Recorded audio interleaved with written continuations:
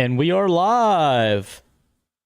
Welcome back to Dark Shoals, a Saga Role podcast where we join an intrepid group of, I would say adventurers typically, but we all know that's not true. This is a Sabbat pack.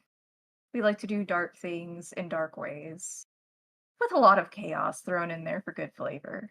So I will be honest, as the storyteller of this crew, I know our topics tend to be on the sensitive side.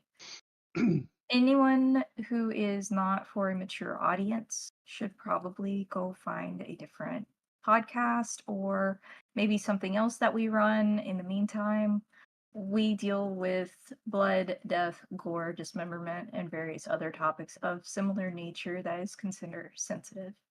If that is fine with you and you do not mind, we are glad to have you join us. That being said, we do now have a fan art submittal. Email, it is fanart@sagarole.com, and we would love to see your works, be it music, art, traditional, non-traditional. Color is curious. And with that, we will jump into tonight's session. Wait, storyteller. There's one more thing. We got a Discord now. So yeah. That's true. We have the Saga Role Discord now, which will be in the information below. Yep. And it will be available on our YouTube recordings as well, in case you're looking for it. And also in the show notes on podcasts. So please, storyteller, torture us some. Okay. I'm sorry for interrupting. Don't kill my character, please. I'll happily proceed with the torturing. It's been a long week for me, and this is my release. So my apologies to all of those present, and thank you for being my good friends. The evening before is a blur. Each of you has made your preparations, come together, and decided that it might be for the best to include a few new shovelheads. I believe at least one of you did not take them from the group. There was one short, or somebody stepped out. I think it was Dr. Isaac. I didn't create one. Yes. Correct. So, let's see. We have the three ladies, one who danced with Hank, her two friends. Frank's completely drained victim, which ends up being a dud, unfortunately, because there was a little miscommunication about the original attempt. Right, this one. Yep. And then we have Hank's individual who pushed the rules a little bit too much at the club, got beaten up, and repurposed, we will say. So that puts us at 4. So there's one for each of you. And then one extra.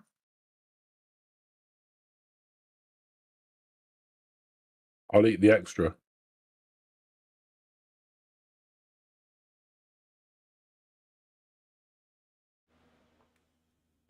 What? I'm sorry, I was...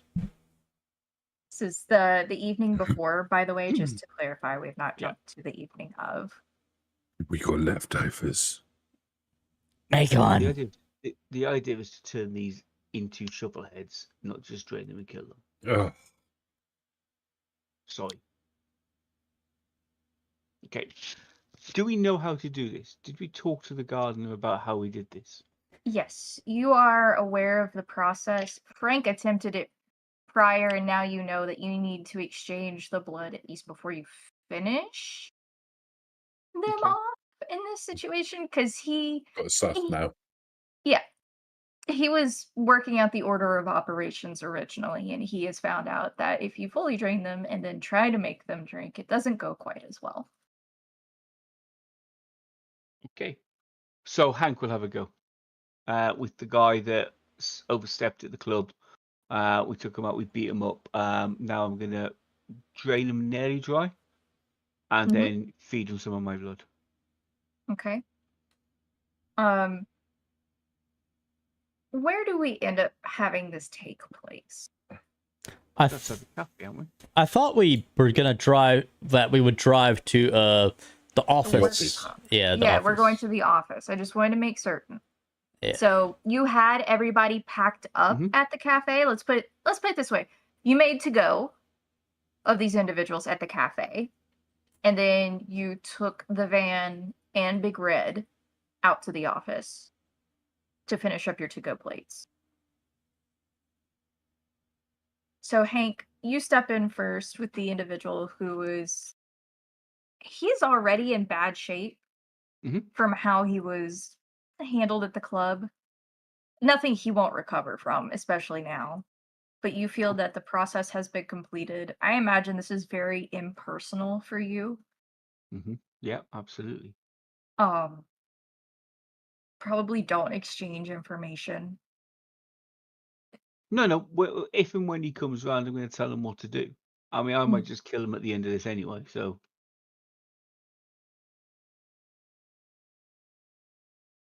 I will put it this way: he is definitely concussed and out of it. So there's no resistance in the situation, and there's very little communication. Yep. It goes smoothly, and you think you've done it properly. He is not immediately unconscious, but you can tell that there is something that takes over his body that is not exactly death proper. cool. The symptoms of dying begin to happen rapidly in front of you, and it's a good thing you're at the office and there are tarps and sheets to place down, because it is not a clean or pleasant process. But you can tell that it is taking effect. And you can also see that some of the lighter bruising on him that had started to surface does begin to gradually fade over the course of everyone else picking out their own. Cool. Okay.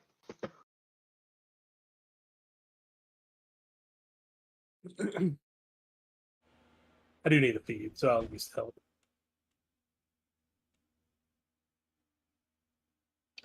Who's going to let Dr. Isaacs feed? You said there were 4 of them.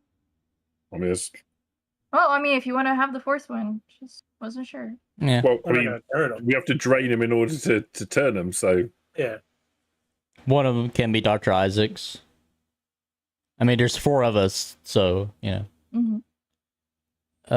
Jules will just kind of push the one towards Dr. Isaac. Here you go. Which one? Do you have any of the ladies in particular that you push towards them? is there one with red hair? I can't No. remember. No, they're 2 darker haired ladies and 1 blonde, I believe. Okay, so that's fine. I'm not going to express any preference then. Jules will go for the blonde. And I probably Jules will probably also push one of the bitchier ones to Dr. Isaacs.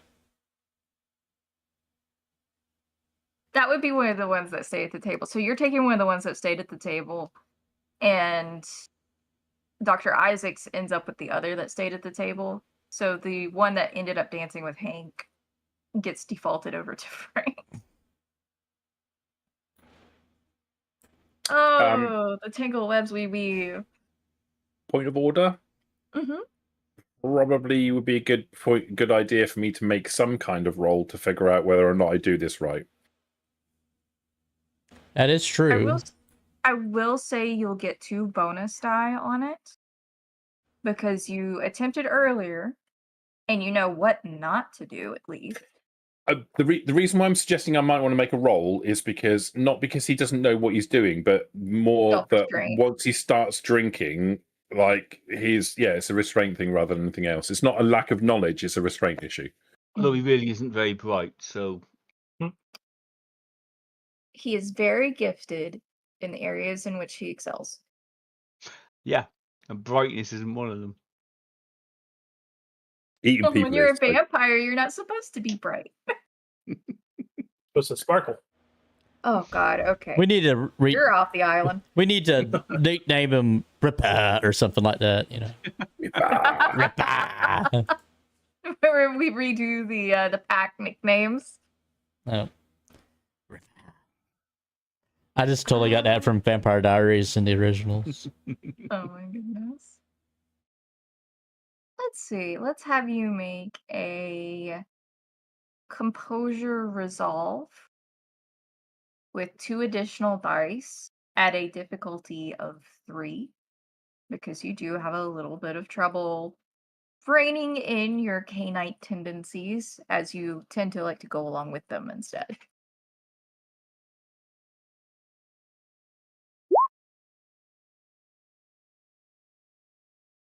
Holy crap. Yeah. So I got 8 successes. I rolled 7 dice and got 8 successes.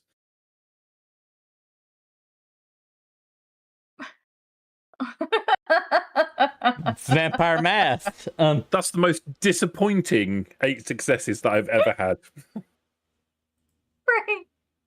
Frank, as this young lady, very clearly not quite inebriated, but each of these individuals has been knocked unconscious, so she's a little disoriented, is shuffled on over into your arms. You feel a gentle hand on your shoulder as you begin the process. You lean in and you begin to drink. And the soft, familiar touch on your shoulder slowly tightens until you draw back at just the right time.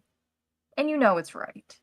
You know that you're not quite certain the purpose of this young woman in your life yet, but you do need the help that she's going to give you at some point. That's what the feeling is you get.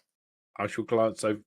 I'm not even going to look over my shoulder, but I'll just turn my head to one side and say, "Thanks, love." You just feel the very gentle brush of a single back of a finger against your cheek.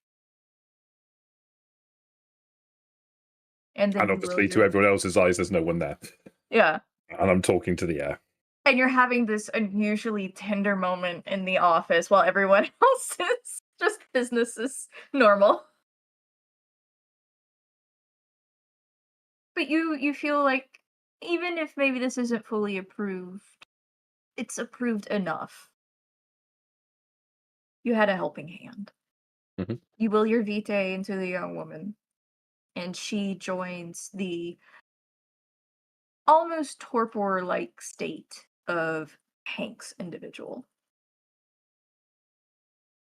as her body begins to undergo the process.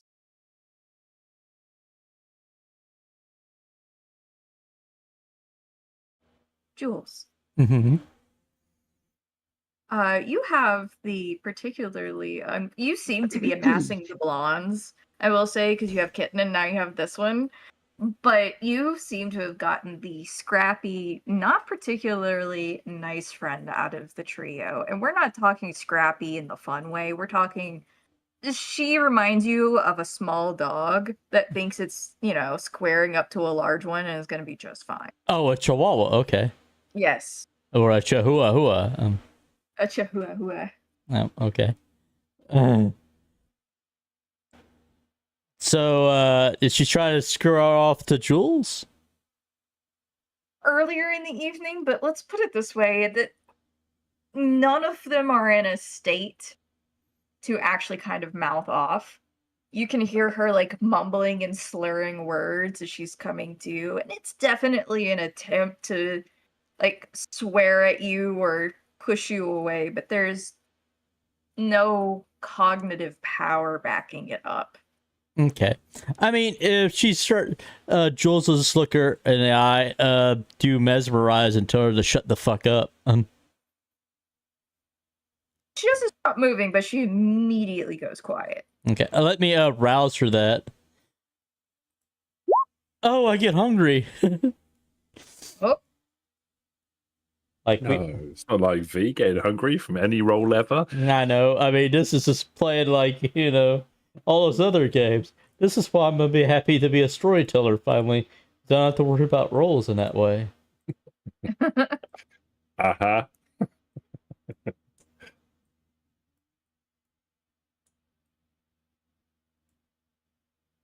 Well, I have Chihuahua stuck in my head now, thank you. you're very welcome. Very, very welcome. So I get hungry, but I guess she shuts up because she's a mortal and not. Mm-hmm. She doesn't have any particular resistances to you so far because she is still mortal. Right. So I guess when I tell her to shut the fuck up and mesmerize her, I will, Jules will drain her, and on the point of drain her, do the blood, for the Vita, and there we go. I guess I go down to hunger 0 now.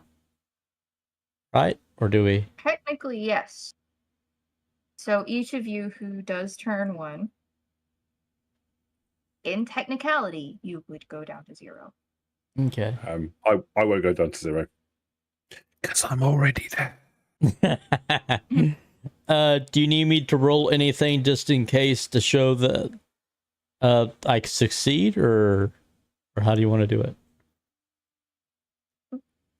Because you're taking steps to do the process properly and you've set out a time, a space, an area, this is not rushed like it was with your group. It's a spur of the moment choice, but you're not rushing the process necessarily. I would say more than anything, it would be a composure resolve roll with a difficulty of 2, because you haven't had as much difficulty reining yourself in. Okay. So let's see, resolve, composure, difficulty 2. 5 successes. There you go. I got another blonde. +1 for the blonde squad. Yep. You're just making Charlie's Angels in advance. Yeah. Or later on they can be like news anchors or something. Oh my goodness. The nighttime news. Yeah. Hank, if you would for me also make the same resolve composure roll, please. Add a 2. Composure resolve, yeah? Yes, please. Oh God, I really hope you mess this up now.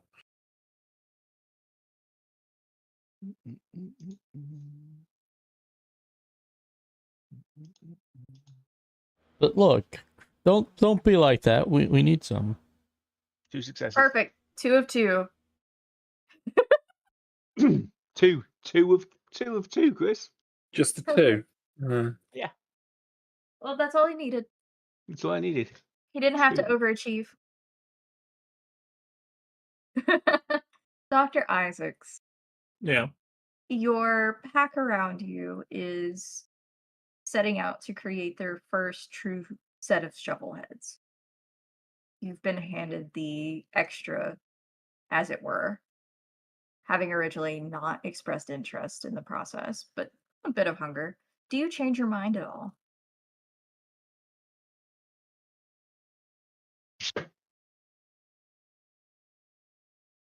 Are you eating that? I imagine it's sure. like mid-bite. Yeah, So you will turn her. sure.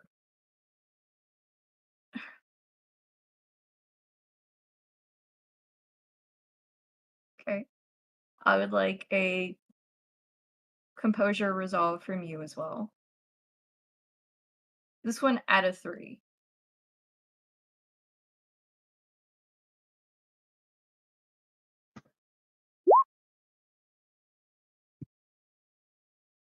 Dr. Isaacs, there's something in the back of your mind that's nagging at you a little bit as you do this, but you're able to withhold yourself and complete the steps without any trouble.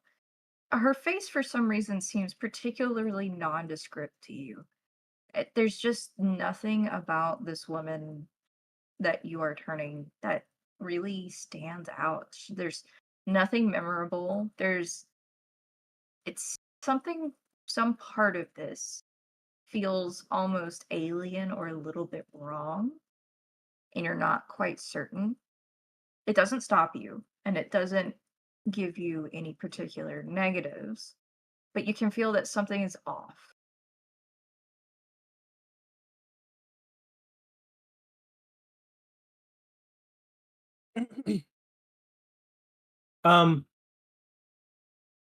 What are we using these for again? Shovel heads. They're cannon fodder. Are we eating them? Are we? Yeah. I thought we were gonna use them to help us with the werewolves or the black spiral dancers. Yeah, they're cannon fodder. We're gonna throw them in the breach. Yeah. If they survive, then we'll eat them, or take them to the gardener, whichever one.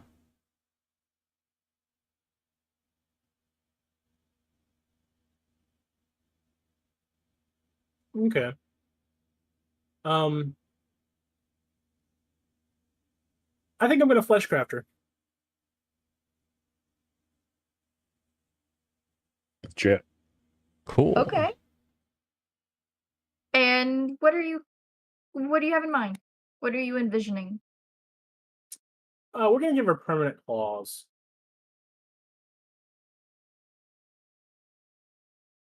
How do you go about this? Is she's And we're gonna in the same state as the others?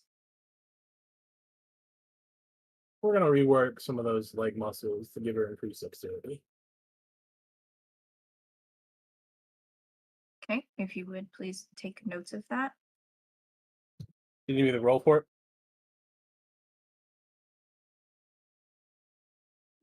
Here's those rolls if you need them. Yes. I do need your rouse check for this one. That's fine.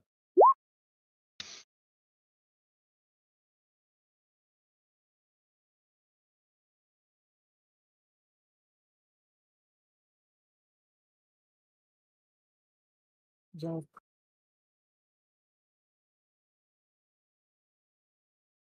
Let me double check. I'm reading early on. It seems that this applies to the user. yes, that is what that applies to. However, fleshcrafting lets me apply it to other people. Okay.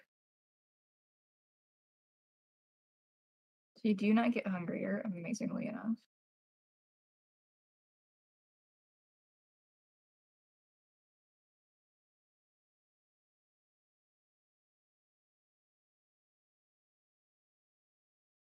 Due to her current state, I would count her as a completely neutral party. So she can neither be willing nor unwilling in this instance due to the change she is undergoing. Mhm. I do need your resolve protean What roll, though. You want to make at least 2 changes, so you need at least 2 successes. Ooh. 5. Oh dear.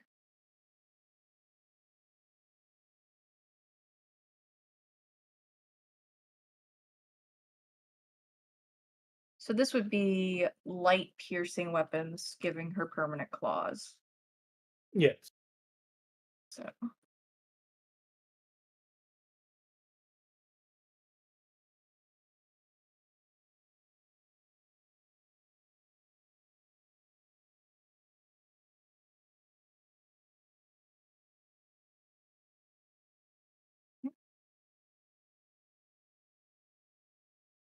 And since she's cannon fodder, we'll take that point from stamina to dexterity.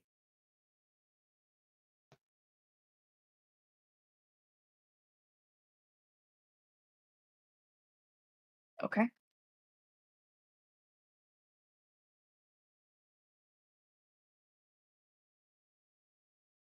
You do have additional successes. Is there anything you would want to change physically?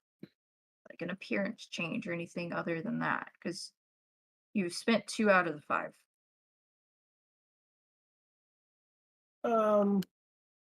Said her face felt weird to me. Just nondescript, like it would blend into your memory and just get lost in it. That's good.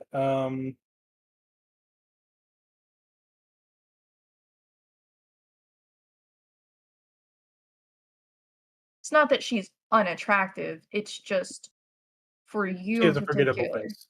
Yeah, for you in particular, Dr. Isaacs. Like if Jules or Hank or Frank were to look at her, she would be attractive. She'd be pretty. They would probably remember her face for at least a few nights. You feel like you would forget it instantly. There's no attachment. There's no registry. We'll give her some subdural bone increases, subdermal bone increases for a point of armor. 2 points of armor. Okay.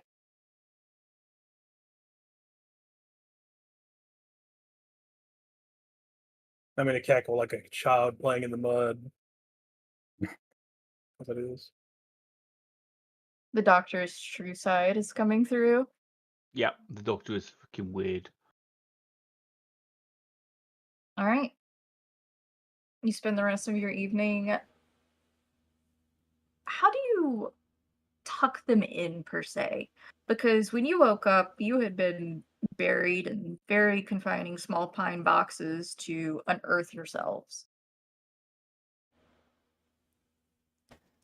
I like to think that we just compelled them or mesmerized them to dig a deep hole, and then And then you just push them in. yeah, just and then we just shovel, Yeah. Yeah. Perfect. Do you pick the office specifically, or do you pick... the office is already in a remote area, somewhere around there. probably the office, like in the back of the office. That way, Frank can like get him in line, I guess.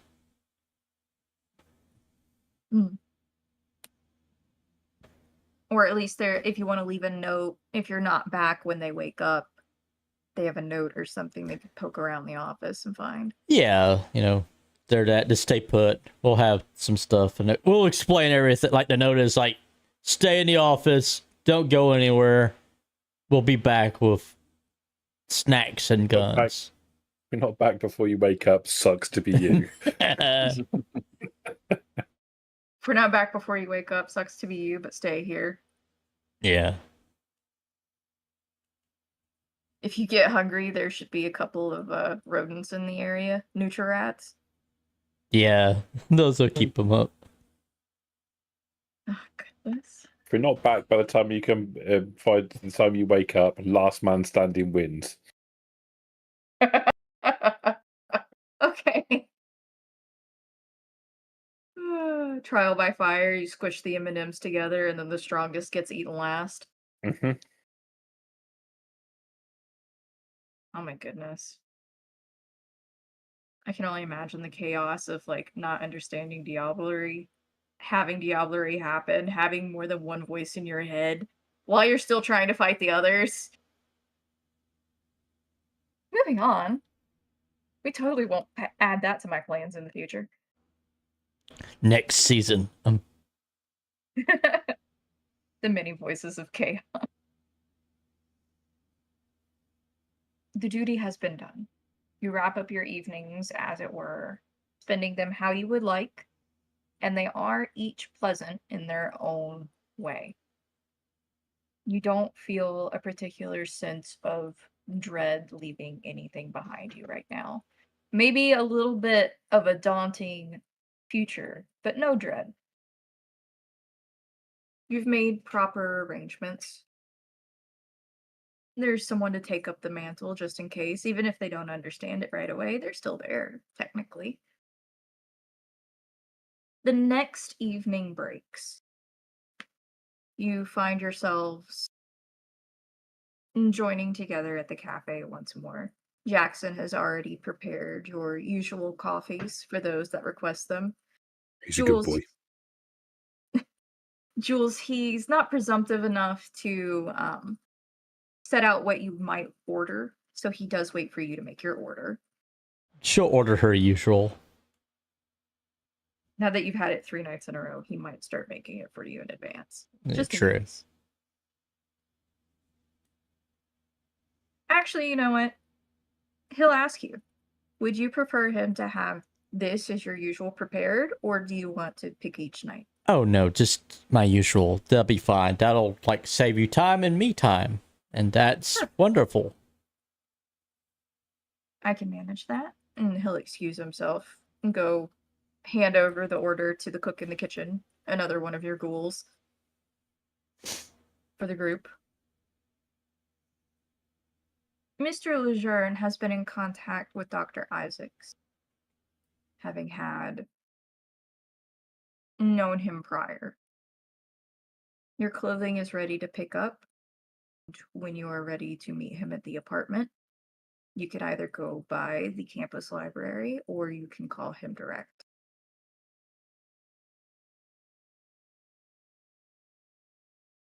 Can't you meet us there? And then we haven't got to waste any time. Oh, has I can't remember what his name would be.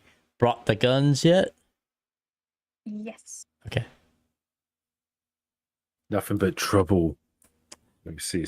Also, my other ghoul, the cook that I ghouled, will be in the car with the guns. Jackson ain't coming. Oh no, Jules has that cook, Right. that chef at her house that she ghouled, and then she also has the cook that's in the restaurant. But she hasn't said that he's coming yet. She's got that woman ghoul that she ghouled way back in the earlier episodes. Mm-hmm. Fodder. We need more fodder. Your new house cook, that's correct. Yeah, that's her. I never built her or anything, so she's probably gonna go down pretty fast.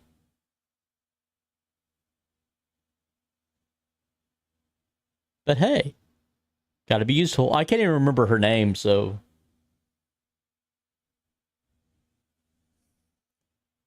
So we meet at the cafe. We go pick up our new blood. We meet Lejeune at the apartment. Yes. Yep. I'll go use the telephone in the restaurant and call Lejeune then. Alright, you get a familiar voice on the line. It is not Lejeune, but it is the same woman you spoke with the night prior who assisted you with your inquiry about a weapon against the werewolves, as you put it. What was her name again? Yes, how can I help you? Oh, I recognize your voice. Are you coming by? Is it a message? We need to speak with Mr. Lejeune. Okay. And you can hear the receiver be placed down, and she walks away. And a few moments later, you hear two sets of footsteps approach. The receiver gets picked back up, and a familiar voice, second in deeper timbre, answers. Dr. Isaacs. Is it finally time? Yes, will you meet us at the apartment in what do you say, an hour, Frank? An hour. I can do that. I'll bring the sets of clothing with me then. Okay. And without waiting for anything further, the line goes dead. That's fine. I'll hang up. We should probably get those new bloods and send them on through though before we meet Lejeune. Did we get any silver in the end?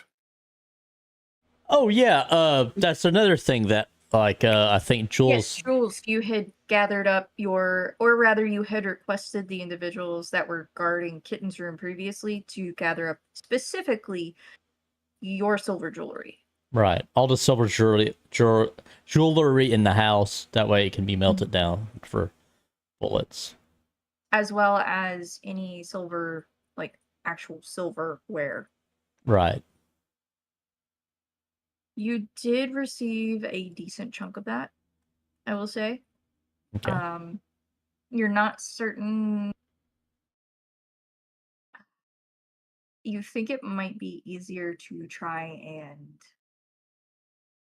make something that would, like, a knuckle duster out of it for yourself, maybe? but you could Okay. certainly have some of your team members try to make it into ammunition rounds for you. Okay, I thought we had spoken about it on with like our table talk of maybe doing that or having the doctor make us some like stuff for our appendages or something. Certainly try. Yep. I can't remember what he said to do. The original plan was.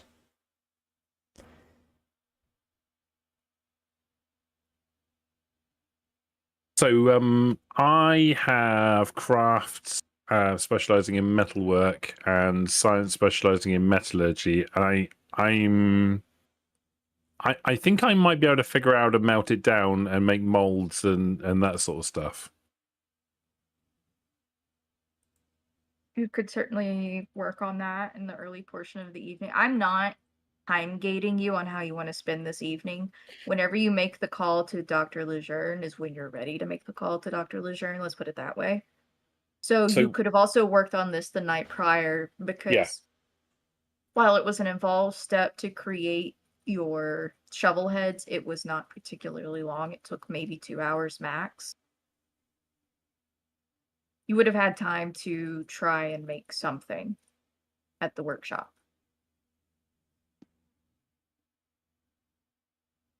I mean, spiked knuckles really is the kind of thing that I'm thinking. So, That's going to be the easiest thing to be able to make. That's what Jules would want from you, is spiked knuckles. That would use the majority of your jewelry and what silverware you do have to make the knuckles, especially if you make a pair for like one for each hand. Just one, just for her left hand. That's her dominant hand.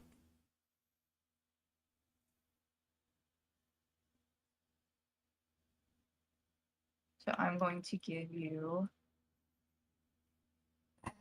the chart for damage. So you know what we're working with here. This is the chart from the 5th edition book that we have.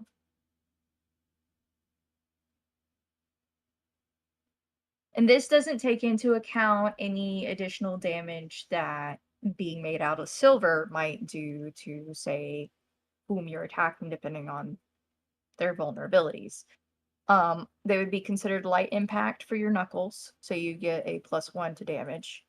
The majority of the guns you receive are going to be a +2 at a light shot. You do end up, I think I said 1 shotgun, you're able to get 2 by the end of last night into the morning. You're able to get 2 shotguns. Okay. So that would be a +3.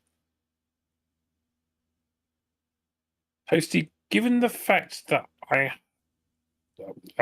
gonna make a request. Mhm. All right, so I've got a reasonable number of dots and crafts. I've got specialisms in metalworking, etc.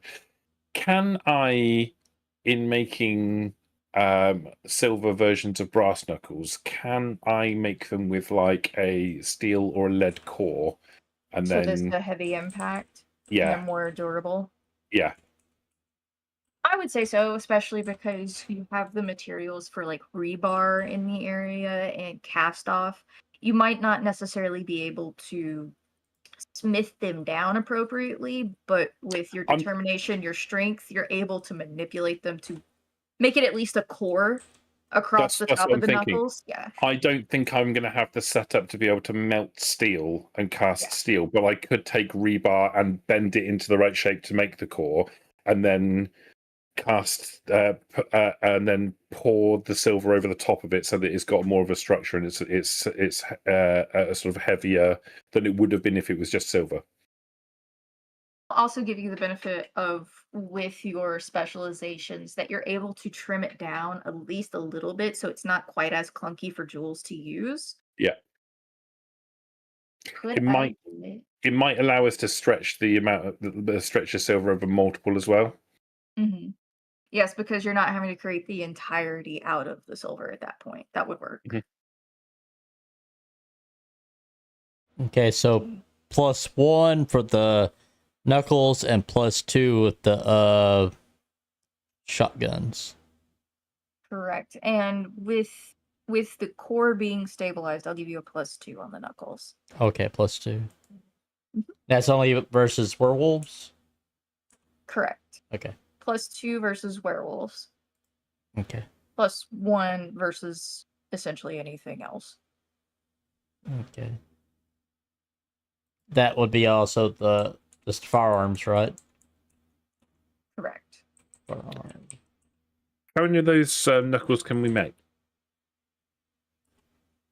With that process, and it's going to be laborious for you, you could probably make 4. That would Okay. take everything, but you could make 4.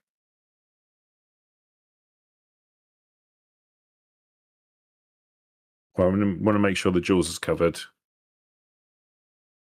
Certainly want to make sure that Hank's covered. I don't know if Doc's going to be interested. They're no use to Hank. So No use to Hank. Okay. Did you want caps for your claws, Hank? can you do that? Yeah, that was part of what was discussed. As Okay. we've gone on, I do recall that making caps for your claws was discussed. It's going to hurt. Okay, let's go. Well, in that case, we'll liquidate some of the. I'll grab a knuckle duster for myself. We'll make one for really want to say Lucy. I'm just going to say Lucy. We'll make one for Lucy, and then anything that's left over we can use to make caps. Yeah, and you could the get a full process set that of will caps. be get a steel can, melt the silver into it, and then say, right, put your fingers in, guys. Oh my This is god, gonna hurt. nails. You just protrude the nails and you go nails first in. Mhm. I will say this is all, while that would be aggravated damage just because of the nature of it, you heal all of this by the next day. Okay. Just passively. You're not taking more than 3 points. You're probably taking 2 maximum. If I could figure out a way to be able to put my teeth into it and have teeth caps, I would do that. But I don't think that's entirely practical. I don't know. It does sound like it might work if you needed to bite somebody. Well, that's what I'm thinking. If I could maybe make a mold, I mean, I think it would probably be more. It would be more complicated because you'd have to make a mold of the teeth. Hold on, are you trying to make a vampire grill right now? Yeah. A Yeah. grill? Yeah. Basically. Oh no. I don't want to go mucking around with guns. Guns are nothing but trouble. Hold on. I think for my next character, I'm gonna make a dentist. That way, a Samichi dentist, so we can like do all this fancy stuff. Yes. I had a thought, but the temperature would not work well with it. Like, so you know the styrofoam that you stick like plants in for arrangements and things? You could bite that, but then you would have to cast that because it would be an imprint of your teeth. Oh no, you do it with clay. You bite into the clay to make the mold. You then pour something into the mold to make a positive. You then pour the silver into the mold, and then you push the positive into it so that you end up with a cap that's the right shape that will fit over your teeth. It's just the temperature. Getting that. Well, you'll never put molten silver in your mouth in that situation. It's all done through molds and positives. Yeah. No, I never. As much as I would have loved to encourage that, no, I did not anticipate you would put molten silver in your mouth, even for this.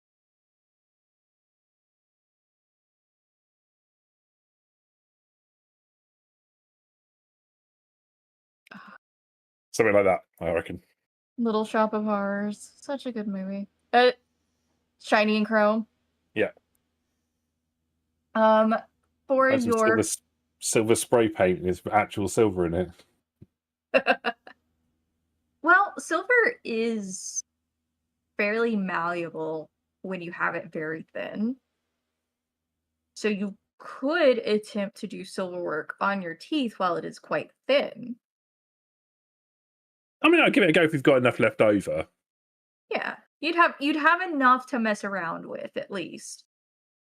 And if you're only making a thin sheet and you're trying to adhere it, you could easily do that, especially with your personal strength. Well, It wouldn't have to be molded. I'll do that then. I'll do that then. Bit of silver fall on my teeth. See if it may or may not make any difference. We'll give you a +1 if you bite something that goes awoo in the moonlight. I'm going to be biting a lot of things. It's basically like a silver retainer, like, you know. Yes. Yeah. For your craft, however, I need craft with your bonus in metalwork. Which attribute would you like me to roll this with? Hmm? Which attribute would you like me to roll this with? Dex?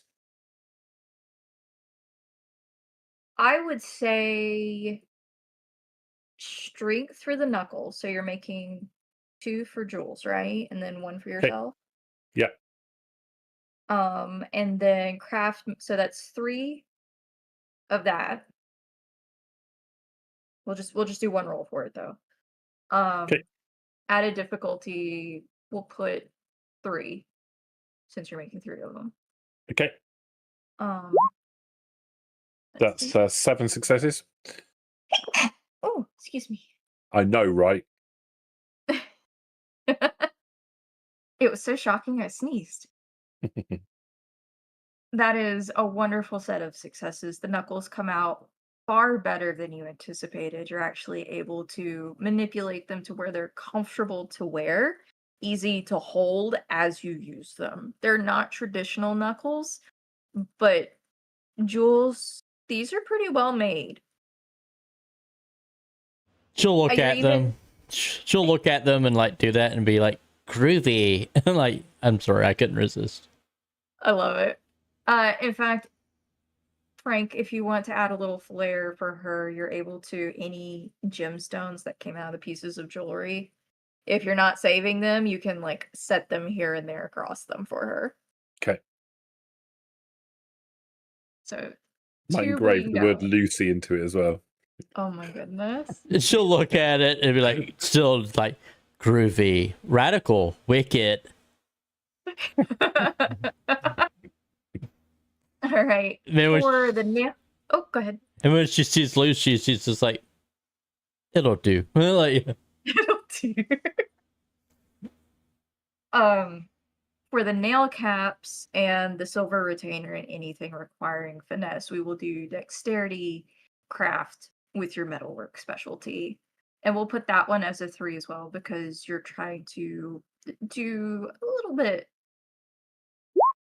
The other one was brute. This one is finesse. Just the 6 on that one then. Still I'm beautifully on done. fucking fire tonight.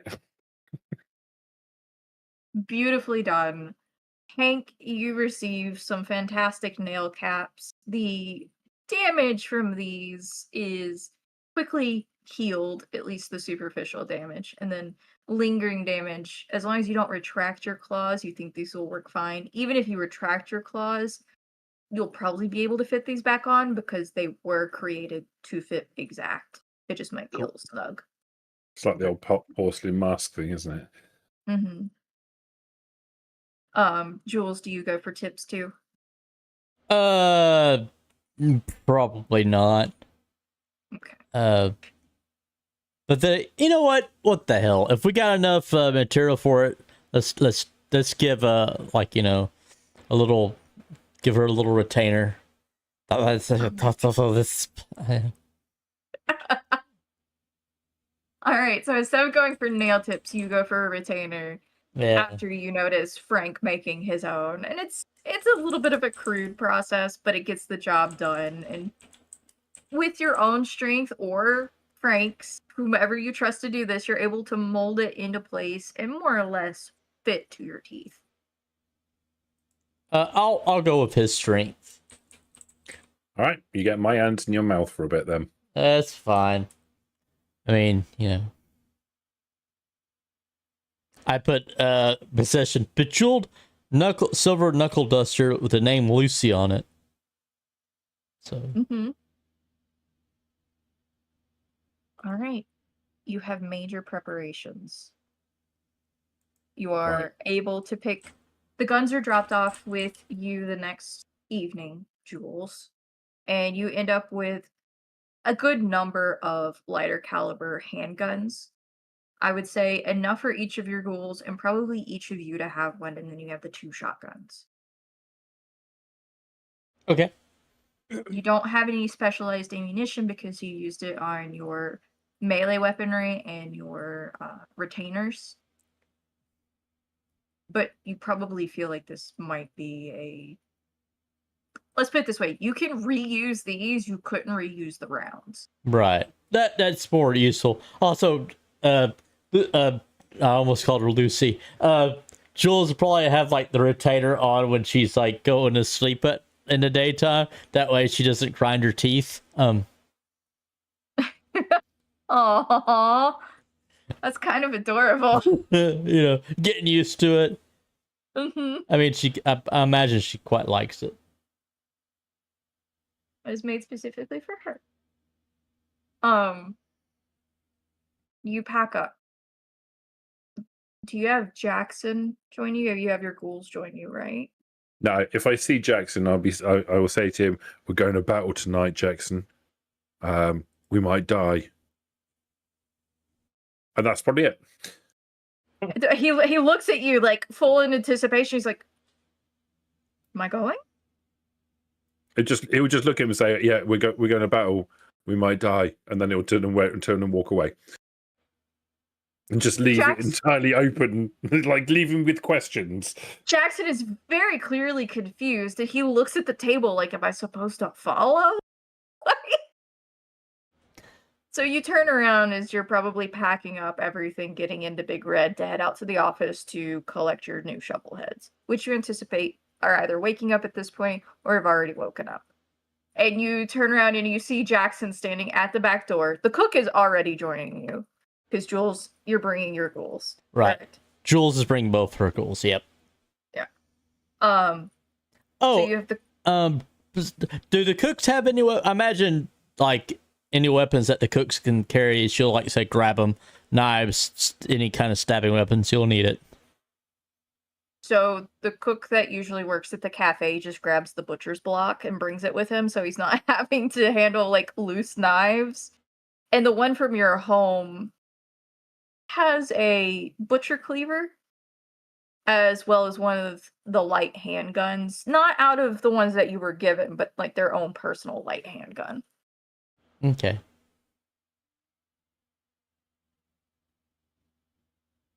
And then she'll head to the office in her car with both her ghouls. And also all the guns. If Jackson comes to the back door, I'll just wave at him as I drive away. He just stands there confused, and you can see a clear look of concern on his face for you. Like genuine concern. He's a good lad. And you notice as you're driving away, because you have to turn around the corner, and so you're like running along the side of the shop. He's slowly closing up shop early.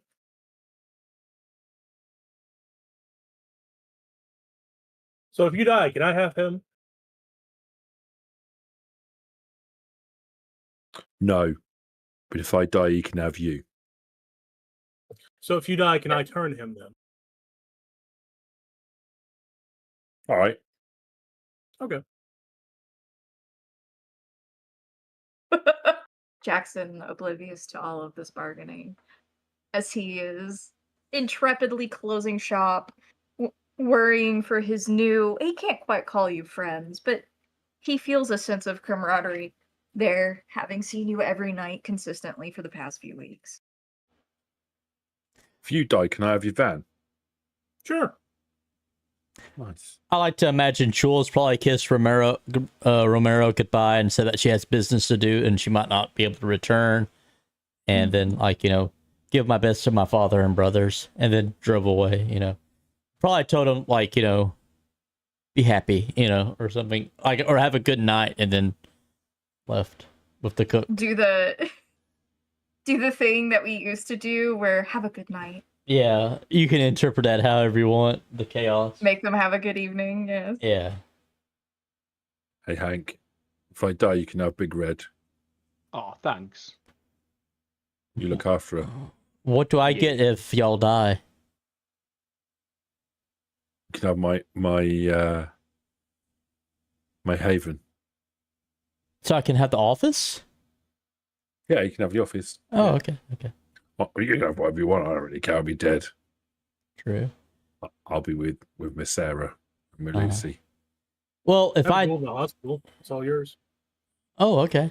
If I die, then y'all can have Romero and then, and all that. So Don't worry. If you die, I'm eating Romero anyway. oh. And but also my brothers. They're pretty good. Like, I think they're more competent than Romero, just between us. But Romero is a sweet guy. I imagine he probably does taste quite sweet, yeah. His blood is quite sweet. I love the thought that because Romero is super sweet on Jules, that like she thinks he's a little too soft business-wise, whereas like he just completely keeps the absolute shark he is away from her right now.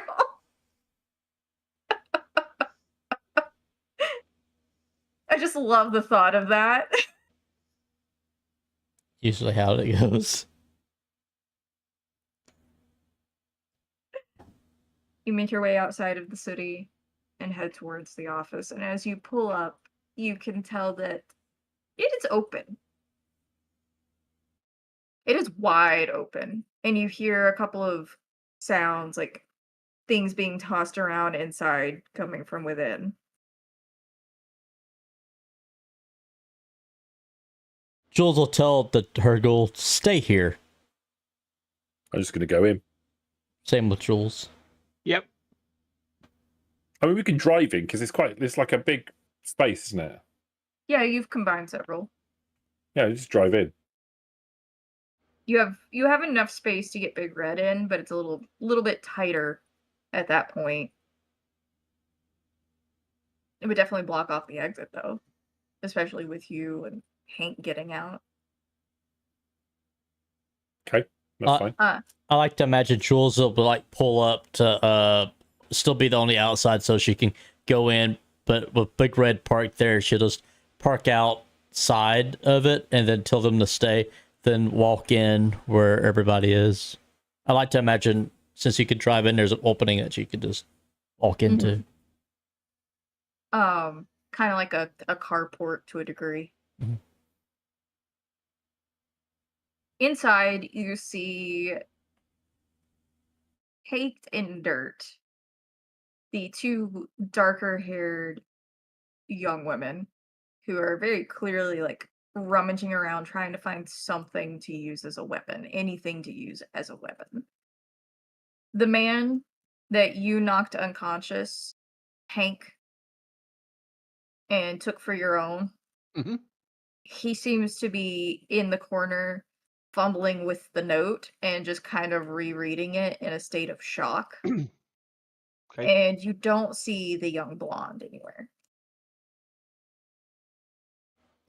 Oh, well done, Lucy. You dug yourself out. That's good.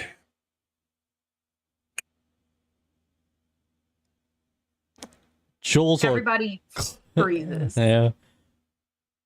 Come on, then. Where's the blonde? Still in the hole. Still in the... Alright. Oh. You didn't try to dig her out? She's fine. She's just freaking out. Jules will roll her eyes and go grab a shovel and Which one said that? That would be the one that that you took, Frank. Lucy, that is not how your mother brought you up. Now you get out there And you dig your sister out the hole. See, you absolutely confused as to what you're talking about. You heard him. You put us in the hole. Shouldn't you help get us? Enough of the back chat. Get digging. She'll take the shovel from you, Jules, and head outside, Jules, having heard Frank's tone change. yeah, Jules will walk behind her.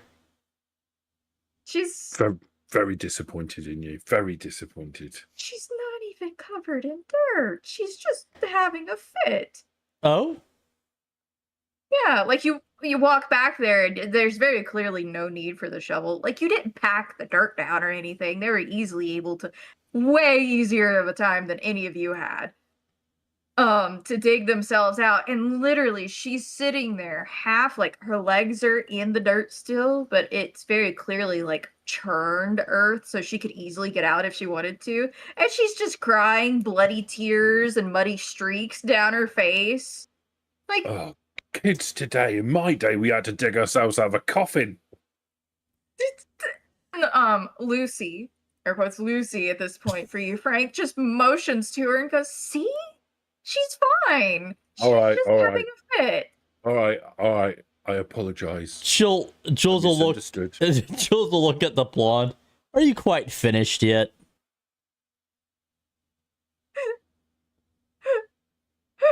What happened? Jules will slap her. You slap her, she just falls over in the dirt. Like, actually just falls over, didn't anticipate it. Snap out of it. You're fine.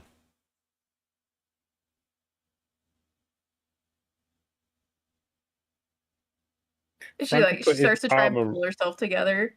Frank put his arm around Lucy, like tenderly, in a kind of like fatherly, tenderly kind of way, and walk her away from the hole. Which Lucy? There's 3 Lucys now. Well, yeah. The recently changed Lucy. Okay. His recently changed Lucy. Finn, don't worry, I'm following. But I got you. It's like the Lucys. Which one? Jules Lucy? Blonde Lucy or dark-haired Lucy? But Malkavian Lucy. You're Lucy. Malkavian Lucy. Okay. Yes. And she's gonna start talking to you, Frank, and she's got the shovel in one hand, and she's just, we woke up, and then we were all in the same like little pit together, and then we got out, and that guy found your note, and he's just been stuck in the corner ever since. He's absolutely useless, and I thought she would be of some kind of help because we've known each other for years, and she just had a complete breakdown. And just, what's happening? Your mother brought you up to be the strongest. Don't you worry about it. Don't you worry about it. It's all going to be fine. You come and sit down, love. Okay. She's going to go inside. She's just going to put the shovel against the exterior for you, Jules, in case you need it for one reason or another. Is the other one still inside? Yes. She's still rummaging around looking for something to use as a weapon. Hey. I'm going to snap at her. She glares at you. Use your words. Maybe you should too, instead of snapping at someone. Oh, the back chat. Well, you're rummaging through our office. You left us in the back of it in the ground. Yes, well... You left us a note. You told us that... Implications. All right, so you want the whole story, or you want the short and sweet part? No, I want to know if I can go home. I don't want to know anything. You technically can go home, but you have to come with us first. I have to go with you. Yes. Also, you guys didn't bring snacks unless you want them to eat the ghouls. You're going to get some snacks. Where we're going, you're going to get all sorts of snacks.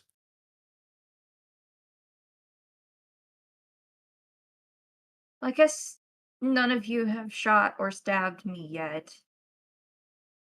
where are we going so I can be done with this? Battle. The park. What? So I want you to take a second. I want you to look at your hands. I've noticed. Yeah. Okay. So you're not a human anymore. You're no longer in that world. Okay. She's just gonna give you the no shit Sherlock look. Have you ever read Alice in Wonderland?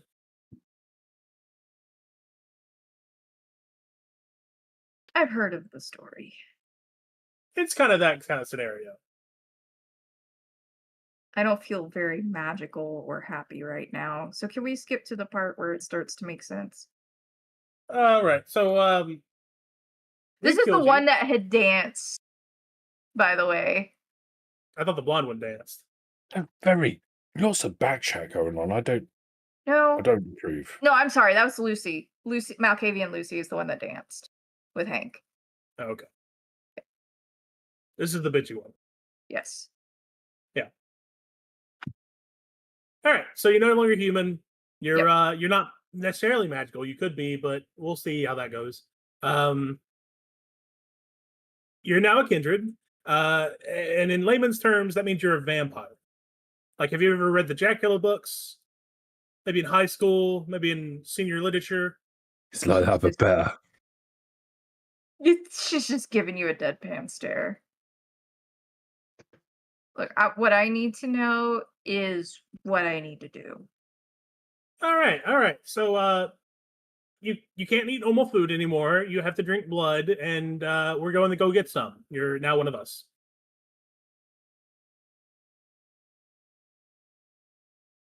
All right, let me know when we're ready to leave. And she's gonna go sit on the end of Big Red and wait. I'm still gonna pester her. I gotta figure out what she can do.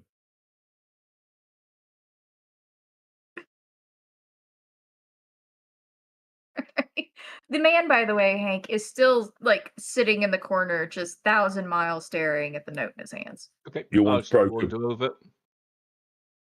Get up.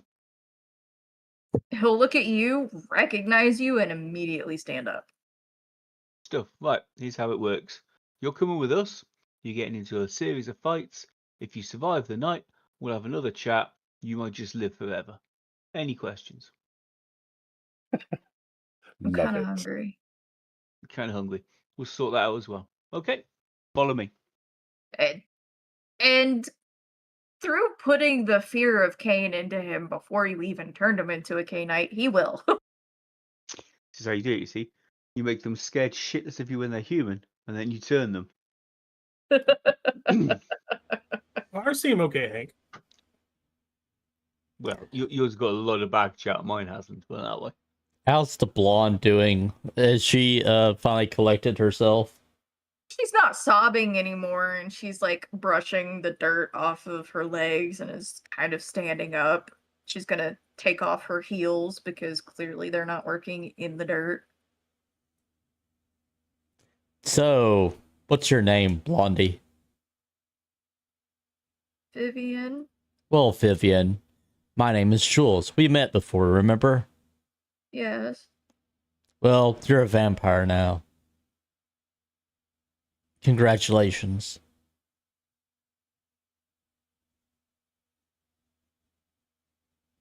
The start sucks. What? Does it get better? Yeah, sure.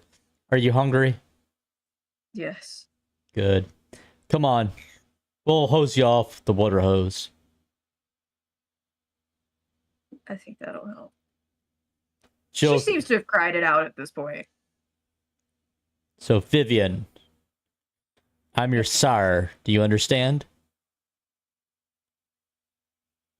I made you a vampire. Don't embarrass me. Gonna give you a slow nod. It's very clear that maybe the full scope of that hasn't set in yet, but she's at least agreeing with you. Hi, Mrs. Hale. So, yeah, come with me. She'll, like, have your follower go grab the water hose and start hosing her off. like her legs and everything. Mm-hmm. Are you good with? Frank could be like trying to like brush the dirt out of Lucy's hair and like fussing over her. She seems to be a little bit better shape than Vivian does. Whereas But everyone's only- being mean to theirs, I'm being really nice to mine. Jules isn't being mean. She's just like, Be business. she's being a bit true. Yep.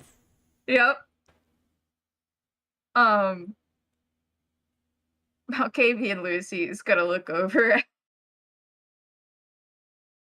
at you, Frank. Are we leaving soon?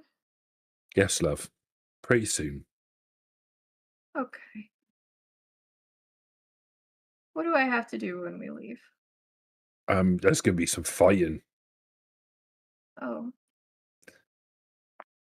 And then when we get in from the over the other side of the fighting, then it gets real good. Like what? Eating. I'm really hungry. Yeah. Just like your daddy.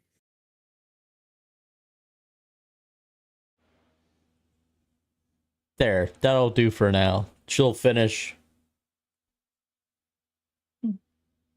and look her over. She doesn't seem to be in bad shape at all.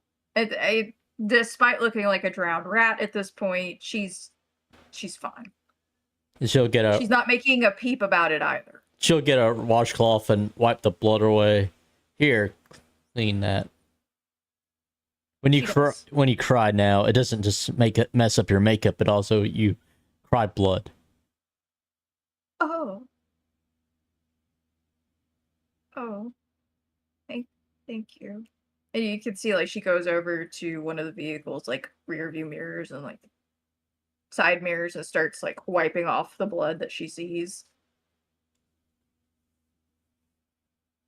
You're able to gather each of them. However, due to their fresh nature, other than what Dr. Isaacs has immediately done, you aren't quite certain their capabilities.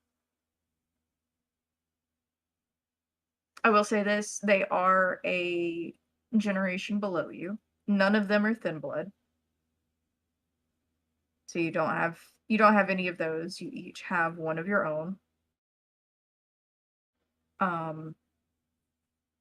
I would say over the course of the evening, they're likely going to figure out what their statistics are.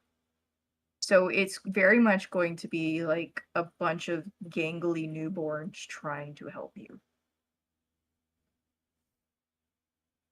As long as you're fine with that, I just want to make certain that you, like, characters and as your players, you are both very much aware, having seen them emerge out of the earth now, how out of their depth they may be, but they could still serve as cannon fodder without issue.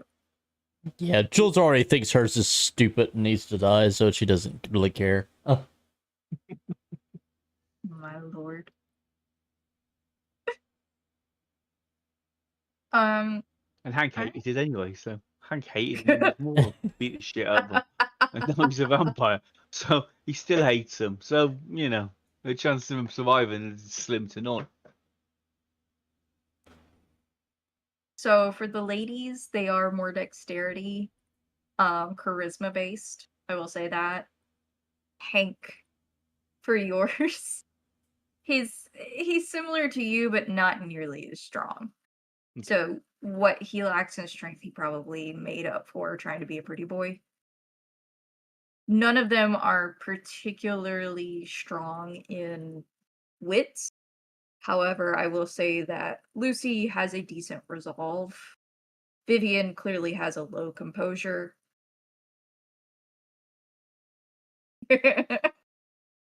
She probably has higher wits, but we'd put her at a 3 if you have to put dots in. I will get you their sheets likely for next season. As for Wow, the you evening, think I they're will actually be going to survive? Awesome. if they do.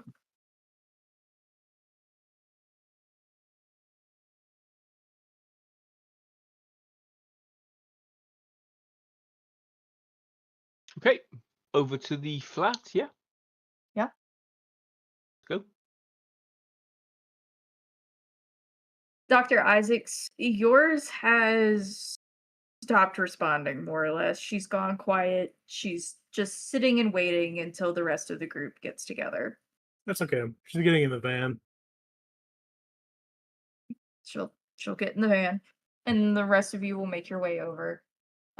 Lejeune is waiting for you inside the apartment. And he's going to hand... Dig her Oh. out. It's because they had to dig her out. Had to take care of their babies.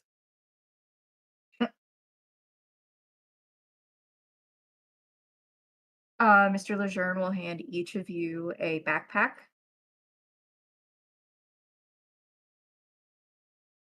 They don't look of particularly fancy make. All right.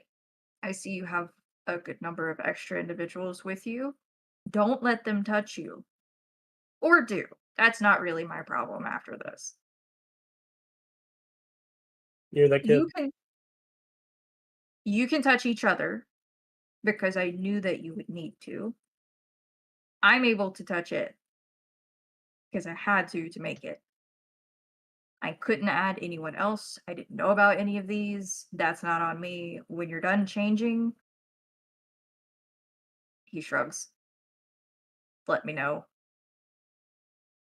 when you're ready. But I imagine Frank's already halfway through changing. Just right there. Yeah.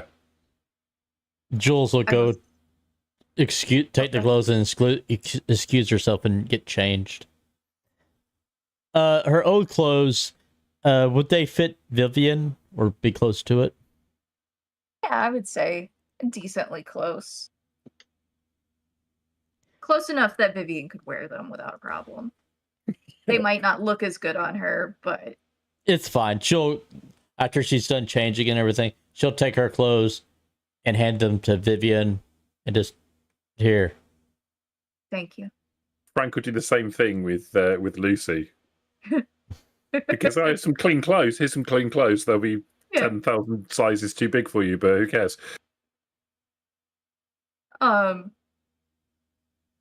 Vivian and Malkavian Lucy. I love that I have to refer to her as this right now.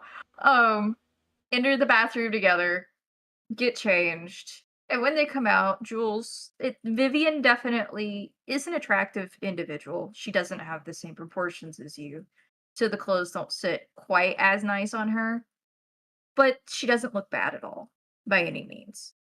Whereas Lucy, too, has had to tie the shirt at the side to try and gather up some of the slack.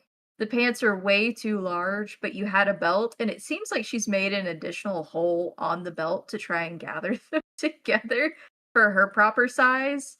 The bottoms are rolled up, and she still has on her own shoes. She's just gonna thank you, Frank. Frank will kind of move quickly towards her and like open his arms and say, "Oh, you look adorable," as if he's about to hug her, and then realize that touching her is a bad idea, and then kind of drop his hands and look awkward. She gives you an awkward smile, very clearly not sure how to respond. Just an awkward smile.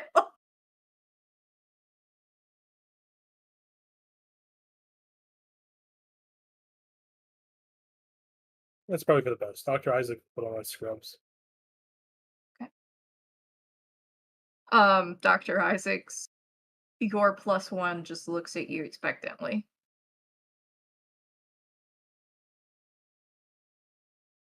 I will say she is a fuller figure than you are, Dr. Isaacs. Not quite as tall as you are. Your clothing probably would not fit very well on her. There's medical gowns in the van. The ones with the open back kind. You can wear one on the back and one on the front. Up to you. She looks at you in horror. Maybe you shouldn't go out so scantily dressed. She's gonna look up at you, Jules, and just go, "Where did you find this monster?"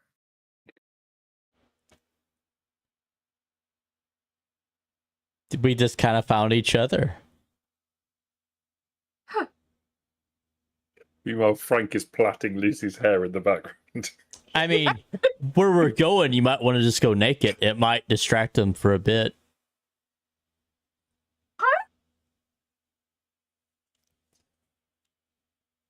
She's gonna look between Jules and Dr. Isaacs, and then she's gonna look over at Leisure and like, what is even happening right now? Time of expression. And he just shrugs and points at the sigil on the floor, and she's gonna walk over. Oh, by the way, do we out of character, do we have extra guns for them? Yes.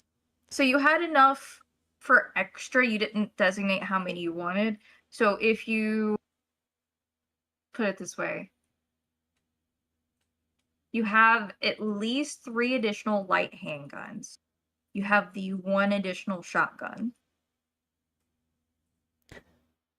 So you had a shotgun, but there were 2. Mm-hmm. So there's 1 additional shotgun. Okay. Which of you is a good shot?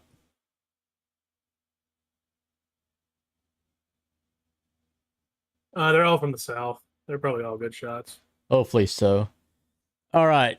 Come here, you. And she'll point at Hank's guy. He'll move over. Here, she'll hand him the spare shotgun and shells. He'll take them. Then Jules will hand Malkavi and Lucy the a handgun, and then all the other ones the light handgun and ammo.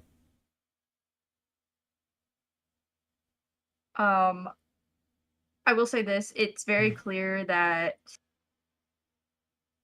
Hank's +1 does not look comfortable with the shotgun. He doesn't seem, not that he's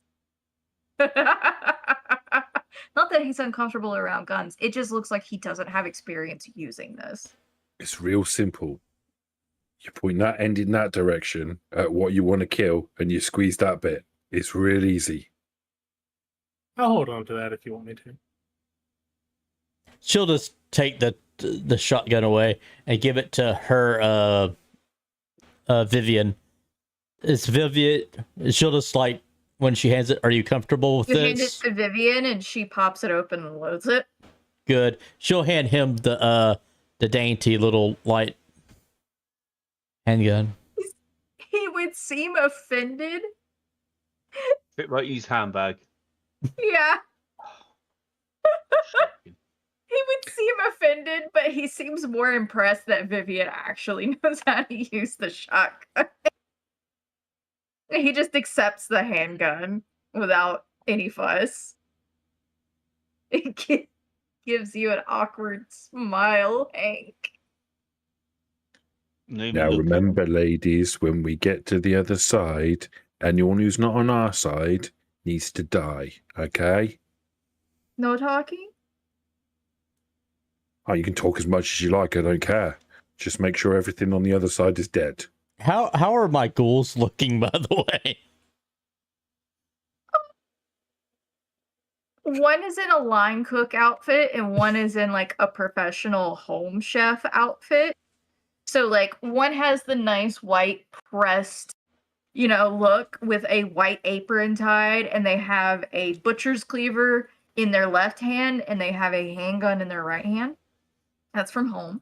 And then your line cook is very clearly jeans, tennis shoes that have been beaten to heck and back, used a ton, t-shirt, like grease-stained brown apron. He's got the butcher's block under one arm and the handgun that you gave him tucked into the front of the apron, like the one little pocket it has.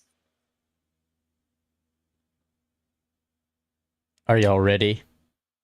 While Frank is plaiting Lucy's hair, he'll be talking, but his voice will change slightly into more kind of like monotone and gravelly.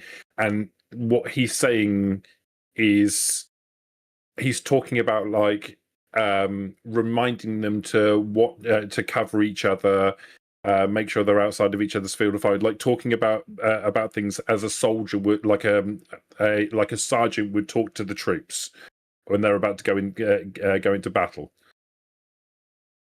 Mhm.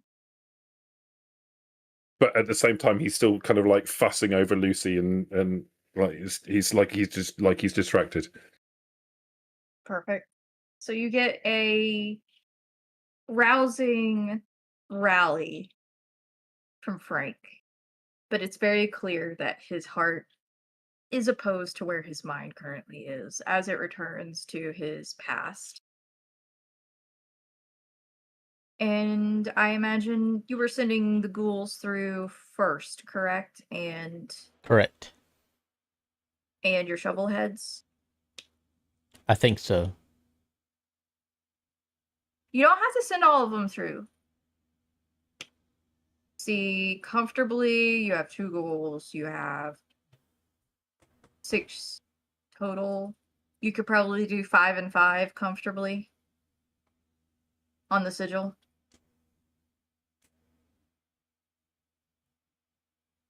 I mean, Frank probably looks quite keen on keeping Lucy with him now. Jules will look at the cooks. All right.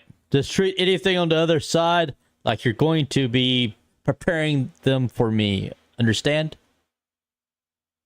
They both nod in unison. And watch each other's back. And watch their backs. She'll Why don't we point through the to... portal? Huh? Sorry, you said Mon walked over the glyph, and I wasn't sure if that. No, meant they're that just got- standing there. They're waiting. Okay. What's your name? Just gonna stare at you.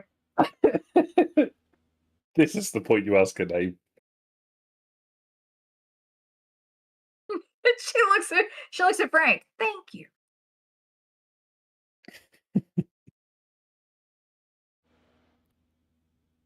Jules will just look at chefs. If you survive, then I'll learn your name and I'll possibly, give you a raise. Go ahead, stand on the sigil. They go to stand on the sigil with Dr. Isaacs. And you see them stand back to back. And the one that has the butcher's block, your line cook, under one arm, he puts a hand over one of them, getting ready to like pull it and throw it. Well, it's gonna be funny if they just totally just massacre everything, and that would be just funny.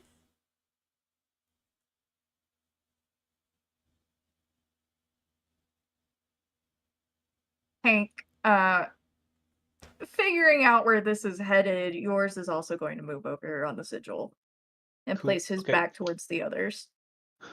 Toasty, can I make a rouse check and defy Bane? Yes.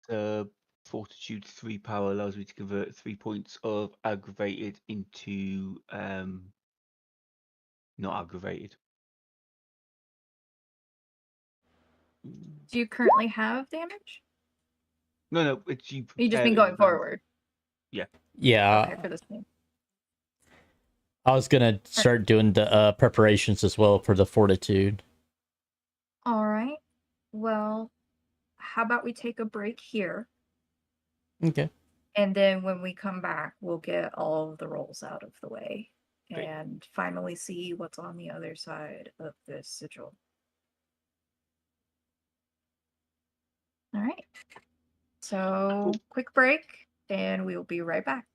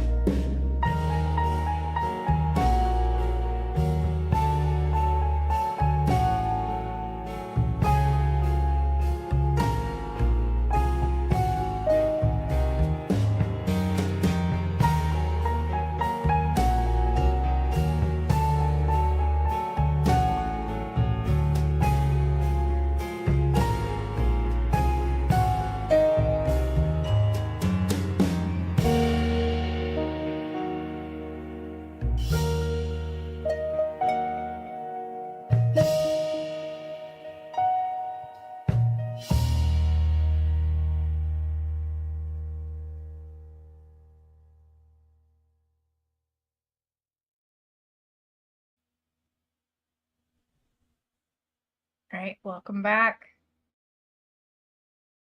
We have a few rouse checks to go over really quick, and our preparation that our team did to head in through the sigil on the floor.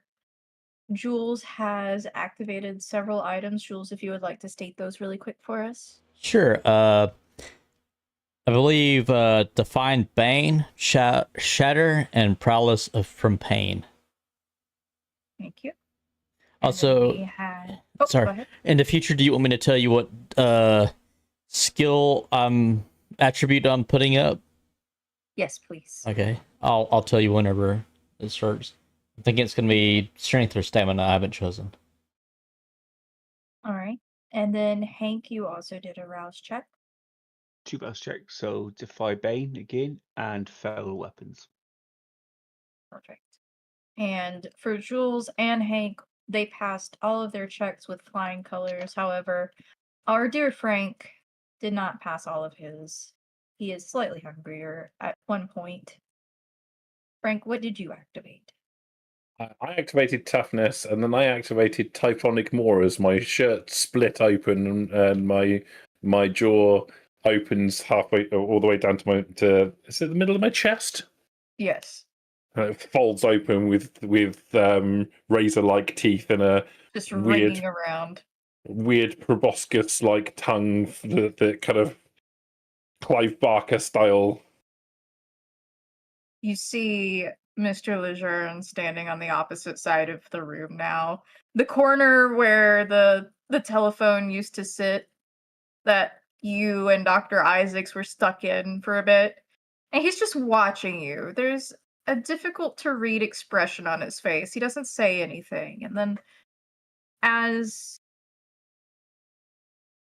the group that you're sending first, so the 2 cooks, and then you have everyone's +1 except for our Lucy, number 2. We'll call her Lucy 2 for now. Step on. Mr. Lejeune glances across the room, sees that they are set and ready, and kneels down. You notice that he wills. Do you need a moment?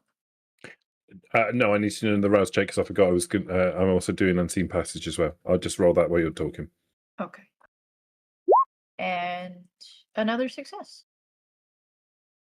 He kneels down near the edge of the sigil on the floor, and you watch as he makes a quick incision on one of his fingers and begins to will his vitae across the sigil. And it's not as you anticipated. It doesn't actually sink down into the floor. As you watch, you notice that Mr. Lejeune is mumbling to himself very clearly but rapidly, and the blood oozing from his fingertip begins to ring around the sigil itself, hovering just above it, and then as it completes, weaving between the feet of those standing on it, it breaks contact with his finger and suddenly falls onto the sigil on the floor. There's a split second in which the sigil glows a deep crimson. It's not extremely bright. It illuminates maybe a foot off of the floor, and then those on it disappear.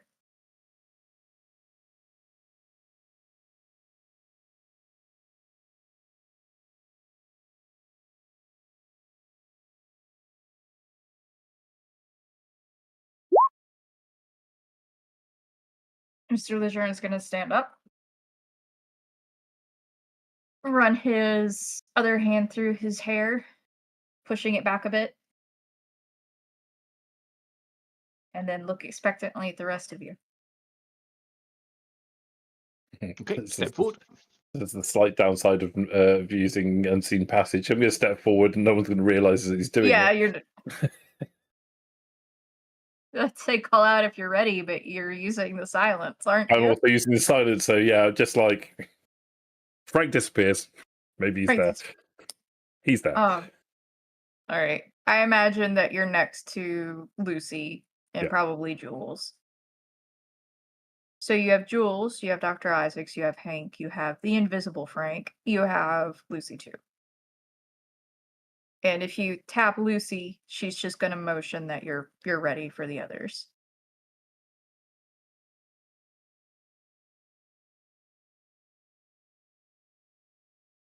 This is the last moment any of you are going to have for a while. We're going through. Yep. Jules will nod, put on her bejeweled knuckle duster, and then also put in her retainer. Perfect.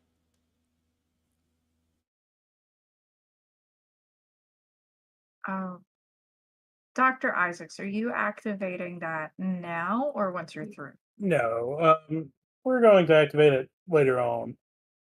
I'm Okay. going to see if there's any conversation that can be had, and if there's not, then won't be needing a mouth anyway. If there's anyone to conversate with, there won't be any conversation. All right. Mr. Lejeune is going to kneel next to the sigil and begin the process once more. So tempted to jump in while he's distracted.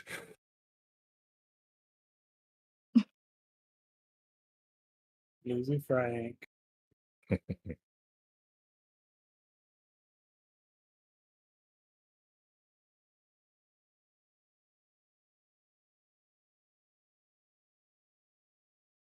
Sorry, I'm clarifying something very quickly for one of our players. There's a little miscommunication on my end.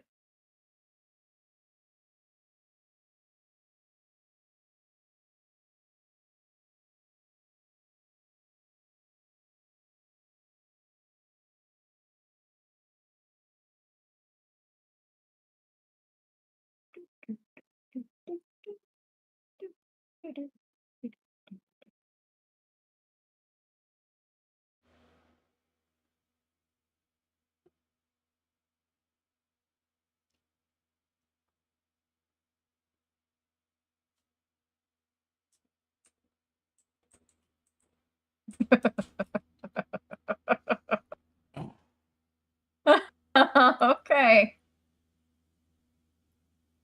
Mr. Lejeune is very intent on the current ritual at hand, making absolutely certain that it goes as according to plan as possible. The blood links the final etching in the air above it. And as it does so, you see the same glow before, the bond breaking from his fingertip so that he is no longer attached to it. And then you disappear. Reappearing in what seems to be a very earthen-like area. Not entirely unlike the place that the gardener has, but you can tell that this is a much rougher, maybe like clawed out by hand rather than sculpted as the gardener would have area. It's almost like a grotto or a small cave. And there is chaos abound. The two chefs have very clearly been dismembered and are cast about across the floor. You see a few knives stuck into what appears to be the sheriff at the end, towards what you imagine is maybe the exit.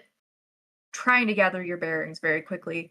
Behind you, you see nothing but the area around you itself. It seems as though this space is reserved specifically maybe for the sigil's transport. And you can see trees and gnarled roots coming down from the top of this space above you. There's little to no light inside outside of what the sigil had provided in that brief flash. And then you are suddenly in darkness once again. Your shovel heads, while not dead, are in very dire shape. And they are cast about the room at this point. You do see the sheriff had a number of injuries on him. However, he does not seem to be slowed down at this point. In fact, he is the most feral you have ever seen him. Jules, you've interacted with Etienne a few times, especially on your way to and from the house of the prince. He's usually a very put-together, probably younger man, maybe in his late 20s. And he seems to take pride in his appearance, but right now he looks absolutely feral. He looks as though you've been dropped into what would be his sanctum or sanctuary, and he is defending it literally by tooth and claw. And you currently only see Etienne.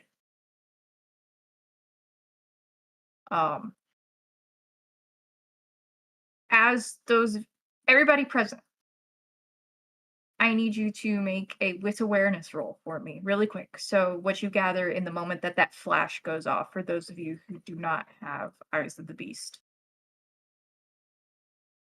If we have So eyes of we these, can do have we eyes. activate them? It's still even so, and yes, you can activate them.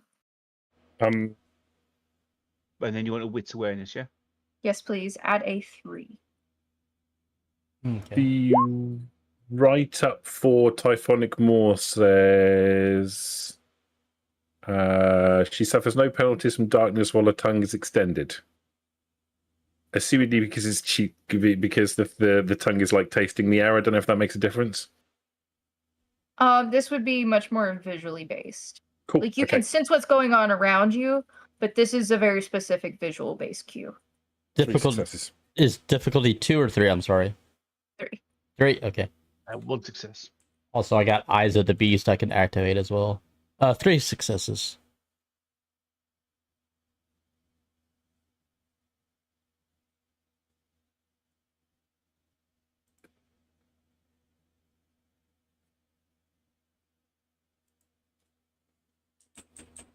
Okay, well, never mind. I feel like a dumbass now. Okay. No, you're good. You're in character. Good. I got you. I just you Isaacs. said my name, so that was like really weird. Yeah.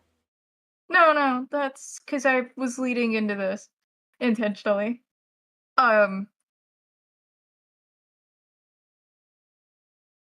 Frank. Hello. You notice that there is a scent missing among you as you transport. A scent missing amongst us. Yes, if you're using your tongue to taste the air, you are missing a familiar scent. Jules' scent is suddenly no longer with you. Okay.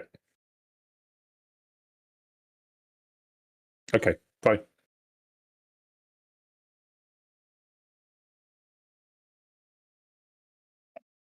I mean, I'm not going to be able to tell anyone that because of silence of death, but I will know. I don't know how well you'd be able to talk anyway right now.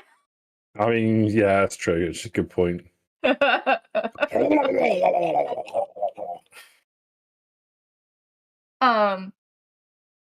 Lucy 2 is taking up a defensive position towards the back. Handgun held at the ready, although it's very clear that she can't quite see in the dark.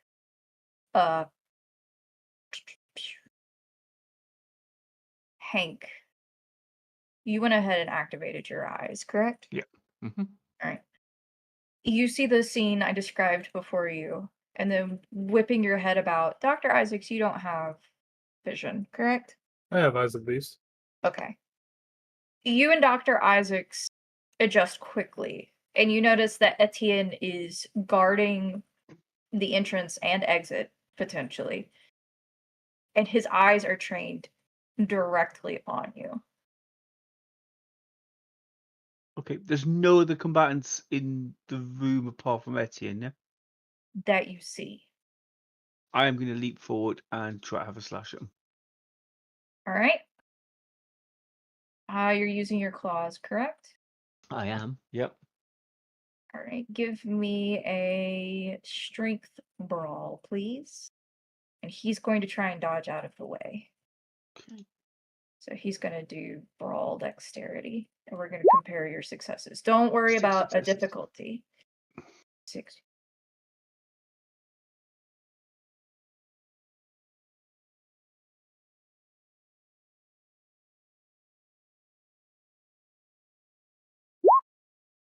matched. So you tag him. You manage to make contact, but it's surface. It's nothing near what you anticipated. And you quickly exchange positions. He's shuffling around the side of this circular space, keeping his back towards one of the walls, and he moves his way over to where one of the chefs has fallen, still being cautious about placing himself too close to anyone else.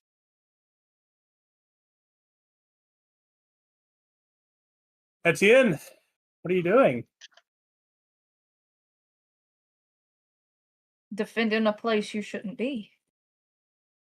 Why shouldn't we be here?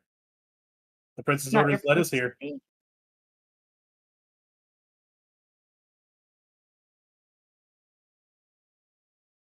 Well, why don't you tell us a little bit more about this place, and then we'll get out of here. His eyes narrow at you. Where did you come from?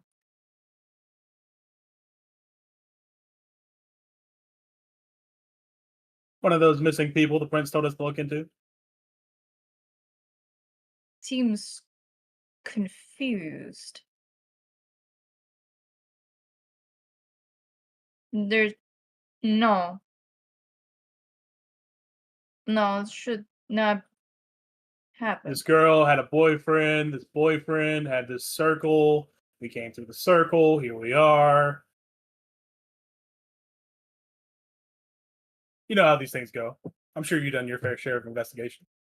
I will say right now, he has genuine confusion on his face.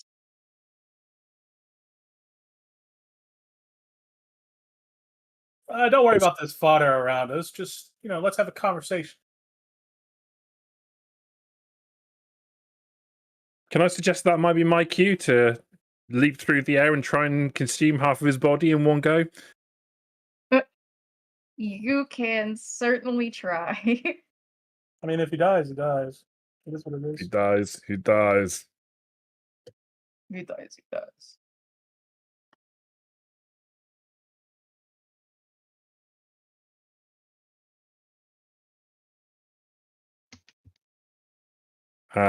What do you want me to do, Toasty? How are we going to do this?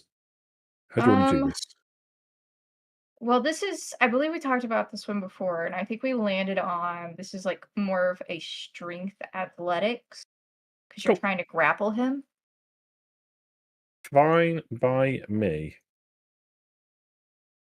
Can I use prowess on this and brutal feed?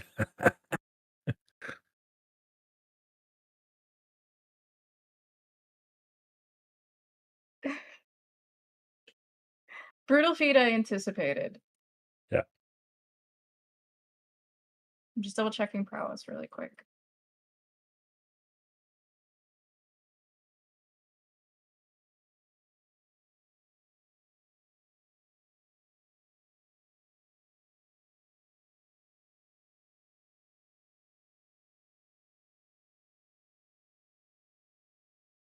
I would say yes.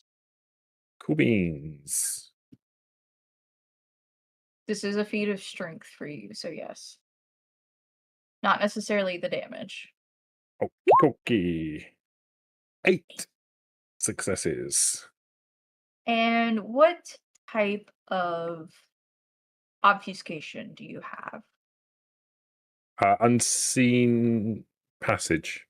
So as soon as I do something, it will drop immediately. Okay. So I'm going to give him the anticipation to try and dodge out of the way. Because he does see you, but he's going to get a negative to it because you have the advantage on him. Okay.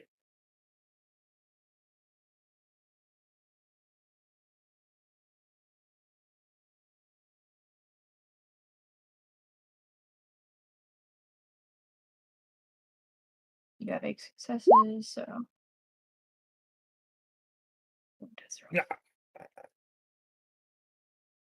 You're able to grapple onto him. He's still fighting, but you have successfully made contact. And I will say this, he is surprisingly stout for his frame and appearance.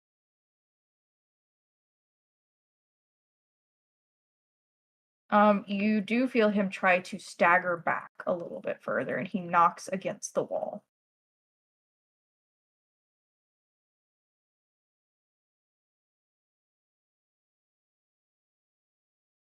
Can I do brutal feed? Brutal feed says I should be able to do it immediately after the brawl attack, but it's up to you whether I can actually activate that now or not.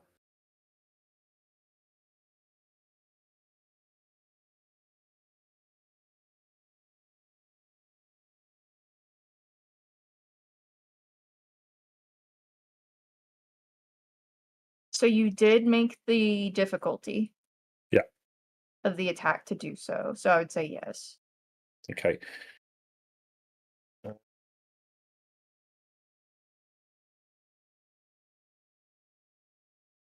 Incorporate brutal feed immediately after the successful brawl attack using fangs. So he takes. First takes the bite damage. Yep. Then damage from this power. So the damage of the bite is to his health tracker. Yeah. Yeah. And that is equivalent to your strength. Mm-hmm. So my base strength is 4, and my potence is 3. If that adds into if the prowess adds onto it. Okay. He is still technically up. Cool. You have more or less engulfed like the left side of his body from his shoulder to his hip, but he is still up. That is exactly what I was trying to do. I've no problem with him still being up. I'm going to be a pain in his backside while all my mates are having a crack at him, so that's fine.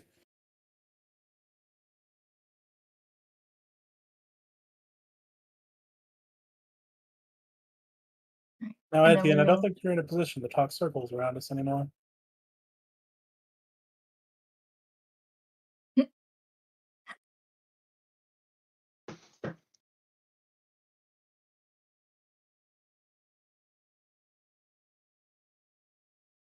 That moment when you realize you have a snake problem and now it's at your doorstep.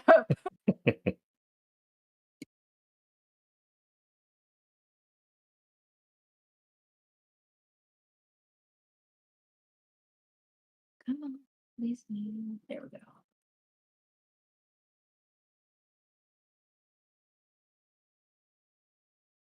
And I'm just double checking the amount brutal feed does.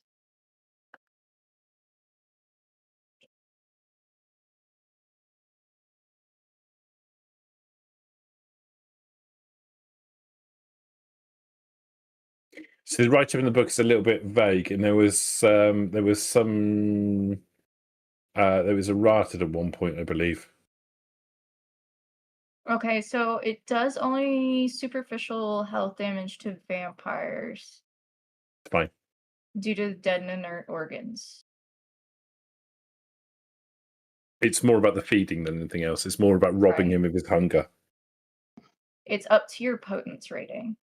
Okay, cool. Is how many dots you can take. All right, I will take as much as I can because the whole point is to rob him of his resources rather than anything else. I can't go below hunger 1 at this point anyway, so. It is halved, rounded down against vampires. Mm-hmm. Okay, so your potence halved. And you said you're at 3? Yeah. Okay. That's 1 on there for him. All right. And Dr. Isaacs, it is your turn. Does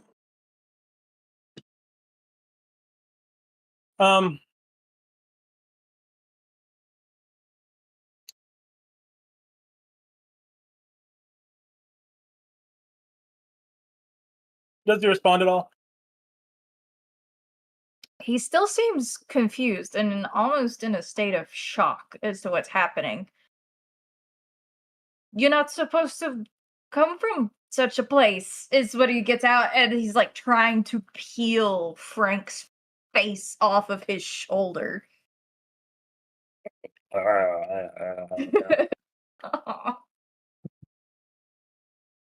do you know about the spiral dancers, Etkin? They're a problem. Are they a problem here? Yes? So why are you here? Because I was tasked to guard here.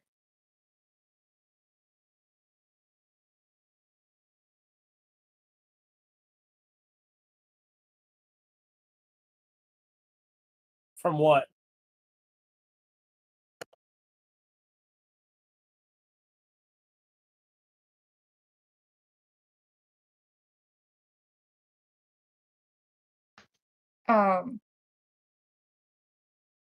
You watch as he like bumps back into the wall again and starts to like lean against it, still trying to struggle against Frank. Everybody give me wits awareness. In the mixture of this sudden flurry of combat and the sounds of pain from your shovel heads that are still technically alive. Frank, Like an you notice. instinctual thing, or Oh, this is not an instinctual thing. This is definitely a visual thing. Frank notices because he's latching on to Etienne. All right, so Frank and Hank notice Etienne is slowly starting to meld into the earth behind him. I shall try to say, quick, get him, and it will come out as It's just more violent, like the blood gets splattered across Etienne's torso as Frank abruptly starts causing wet gargling noises for no apparent reason to you, Dr. Isaacs. And Etienne's confusion and horror and pain is very genuine. The prince told me to guard here. You should only be able to... The teleport should only come from Elysium. I'm slipping into Tobias for some reason. Can Frank try to pull him away from that wall? Absolutely. I ain't letting him go at all. Like if he's trying to get away, he's fighting against me. You most certainly can try to pull him away from the wall. It will be a strength athletics, and it will just be contested. Okay. Do I get any help from the fact that he's partially eaten by Chris? I would say it kind of cancels out because he's also partially anchored by the wall now. Okay, so strength athletics. Yep. You could rouse your blood to apply your potence, though. Or if you have prowess, you could So I have potence 3, yeah? So is that +3? Yeah. If you got prowess, yeah. Yeah. Or if he rouses the blood, then he could apply it to there too if he wants for the scene. I have got prowess, yeah. Alright, then you would get your... So 8 successes. I don't know if this man's gonna get away. Hog.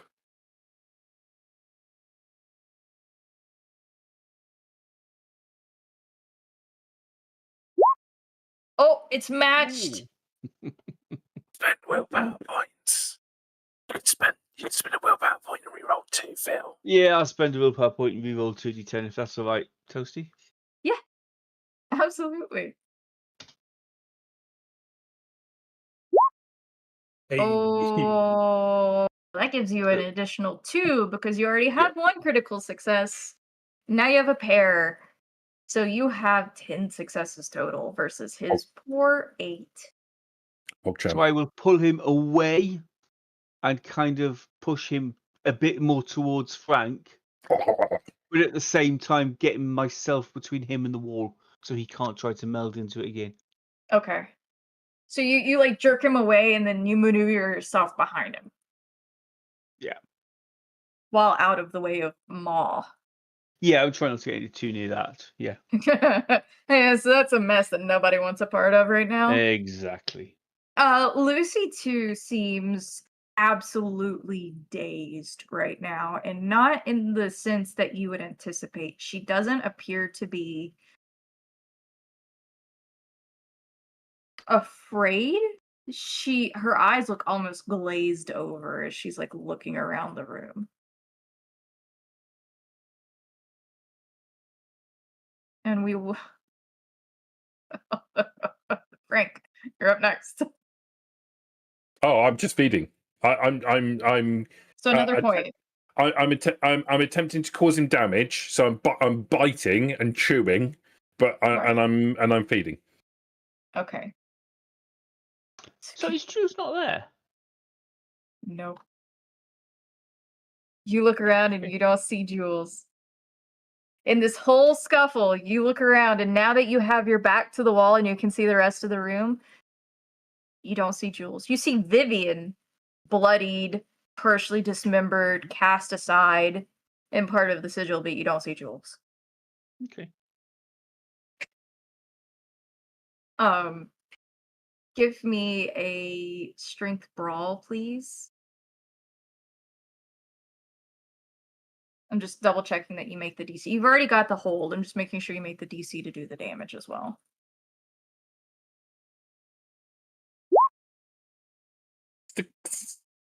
Right, so you're chewing and you're making more superficial damage at this point. Your real damage is coming from draining his health.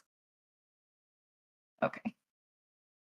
So you get some superficial in with that one, and then you get another point of hunger transferred between you two. Dr. Isaacs. At the end, I can only stall him for so long. You can't. What do you mean stall? You're not even doing anything to him. Because he's like panicking, like very clearly pinned between the two, unable to actually maneuver himself any which way to get away.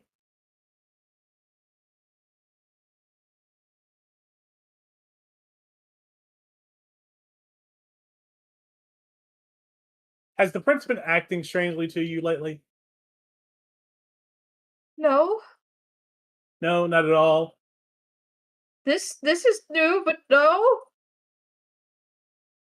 He's What looking is at you like, here are he you wants to really wanting to protect? have a conversation right now? Yes, I'm interrogating him. I have all the leverage. In the form of a giant snake.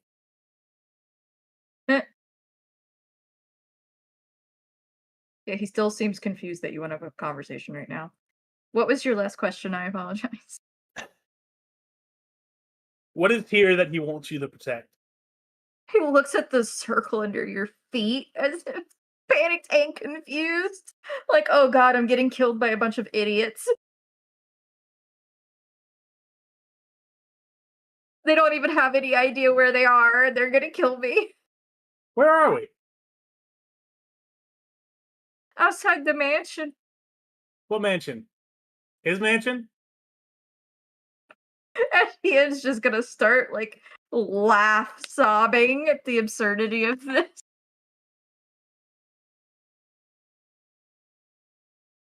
We'd be out in the bayou, just outside the mansion. Megan, His stop! mansion? Say it plainly! The prince's mansion? Who else's?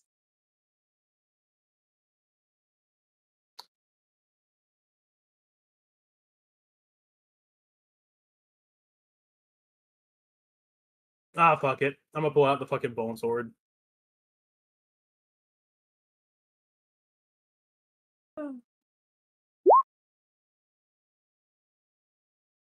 Alright, rouse check successfully passed. I'm gonna stab him. Alright. give me your brawl dexterity. Wasn't it melee dexterity? Yeah, because melee weapon. With a +2 because they're holding him. Like, he's actually held at this point.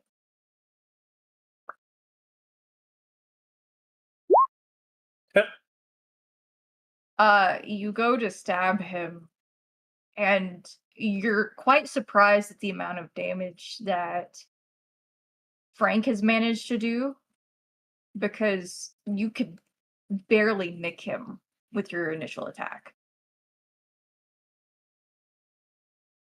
I'm helping. You're working on it. You're Yeah. intimidating. Yeah. Yep. Questioning.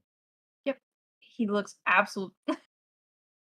The confusion continues to grow, so does the panic as he sees you manipulate your arm in the method that you have.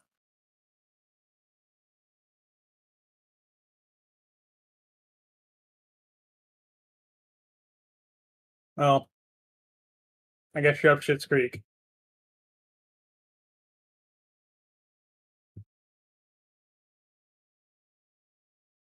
That's it. I'm not stopping it any longer. No. I kill him, I kill him. He's seen too much. You heard it trying to begin with. And double check really quick.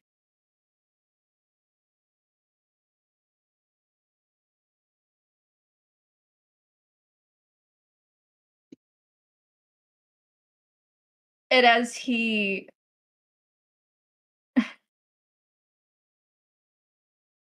Frank, Mhm. Hank, the two of you are going to get an additional attack on him as he quickly starts to fold in on himself and you begin to lose your grip.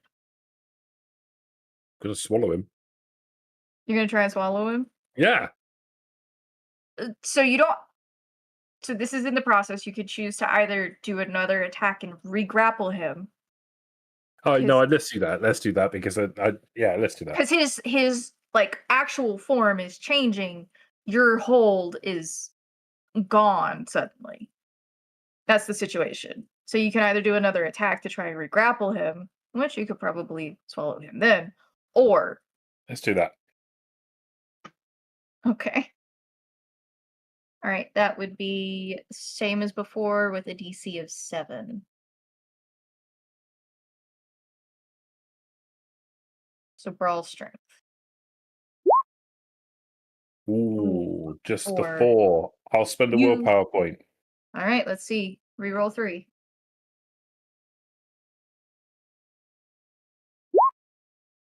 Oh, just 1. 5. So that's 5. You go to clamp down quickly, and you catch the tip of what seems to be a. You're not quite certain. You think maybe a finger, as he shifts in your hands. Hank. Again, strength brawl, yeah? Yes. It's got a specialty in grapple. What does that do? It gives you an additional die if you try to grapple him. Okay, I'll try to do that. Shit, forgot about that. Oh, it wouldn't make any difference anyway. And can I add my potence? Yes, if you're doing because you have prowess. If you're doing a strength-based It's an extra roll. 4 dice, yeah? Okay. Mhm.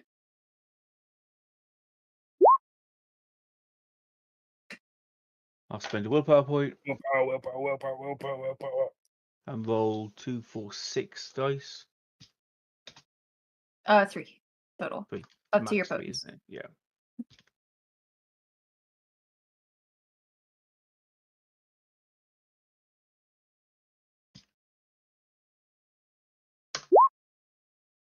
Two more successes. That's 8. Let's see if he can get free.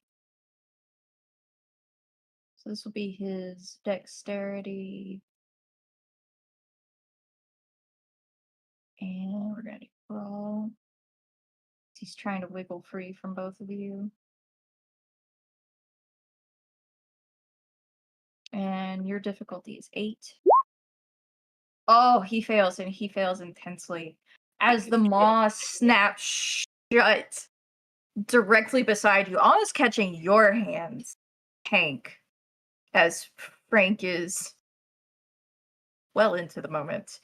Your hands close around what feels like a small creature inside the clothing as it has folded in on itself. And as you manage to more accurately grapple onto Etienne's form, bloodied and greatly injured from what you can tell, it seems to be a smaller to mid-sized bat. Okay. And he is struggling against your arms, trying to get free. Cool. Bite its head off. I'll leave that to you. Okay, so I'm gonna hold him so that, and I might try to throw him into Frank's maw.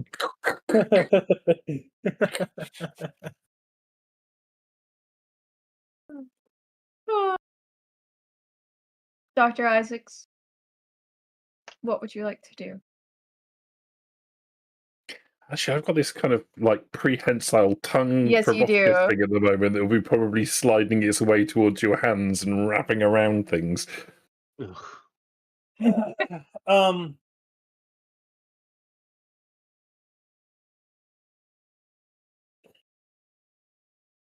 I able to channel the winds here? If you reach out, you think so. Okay, that might come into play later. Etienne, you should know better. This little struggling squeaks.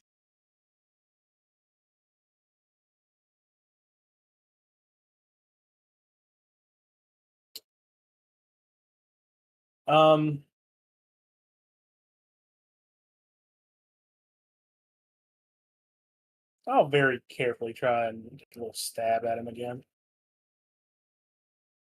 Don't fuck this up, mate. Huh? Don't fuck this up. This is going to go really badly wrong if you fuck this up.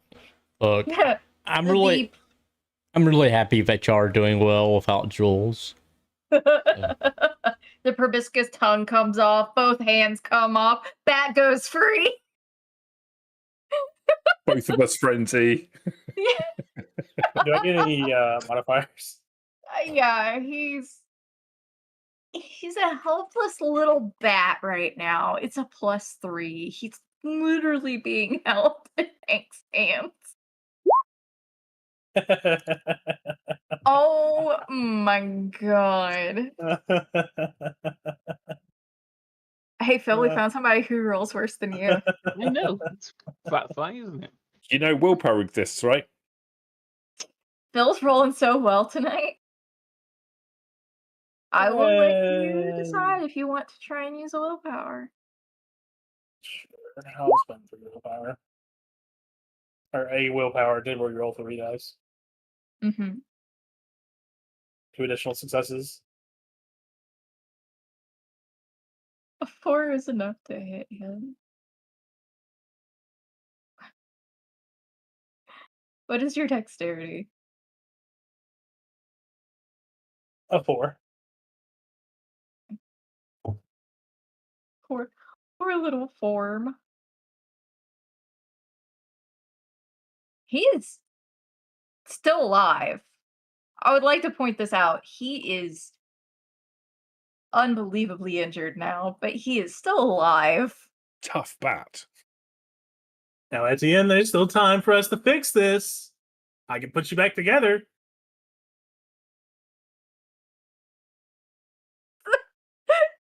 If you can imagine a bat looking indignant at you, that is exactly what is happening. It's just like the slack jaw, the glazed eyes, the like, what is this man spouting on about? Like, what is even happening right now?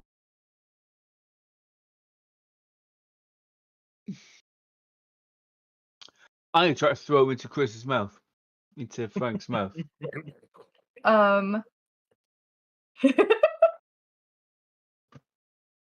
Hold on.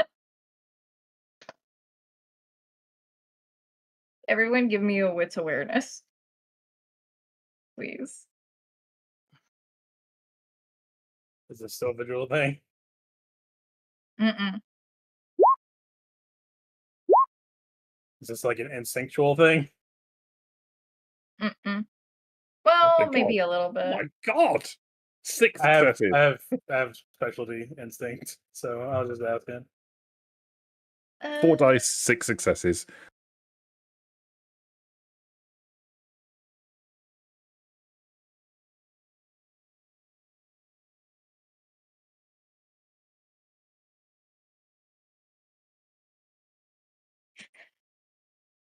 Kind.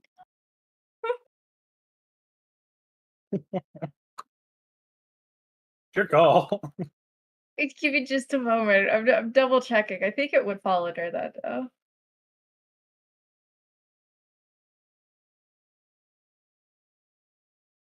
I know now that I just need to take visual awareness specialty. Things I can see. Okay, one's a fail, one's a success. Could I get a composure resolve from everyone, please?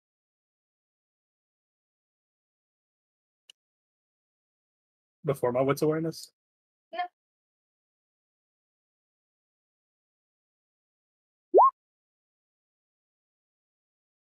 Instead of my wits awareness. Yes. Please.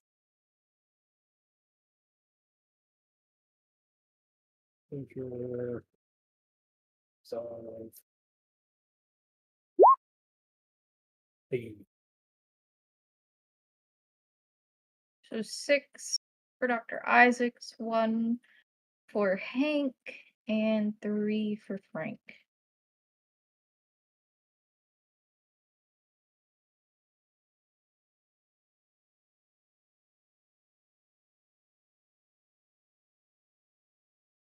Okay.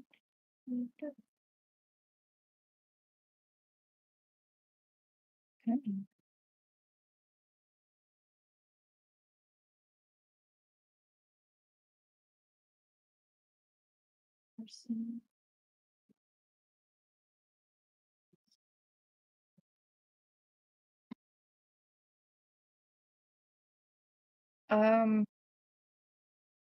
You can give me your wits awareness now if you would like.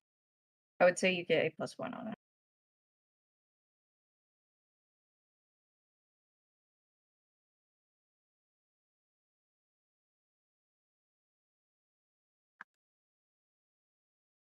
Okay. Dr. Isaacs, you get a 3. Hank, you have a 3. Frank, you have a 6. The 3 of you simultaneously feel and notice this.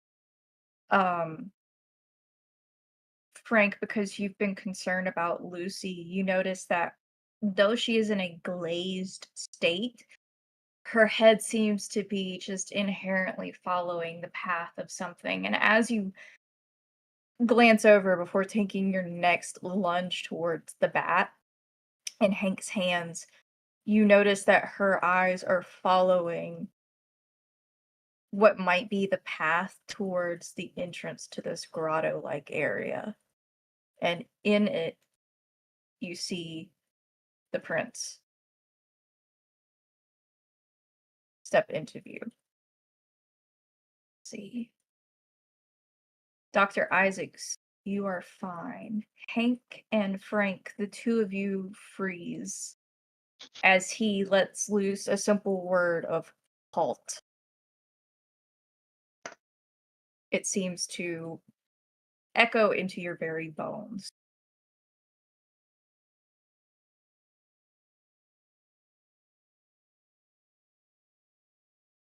If you would like to contest this, you may attempt another composure resolve. I would like to contest this. Mm-hmm.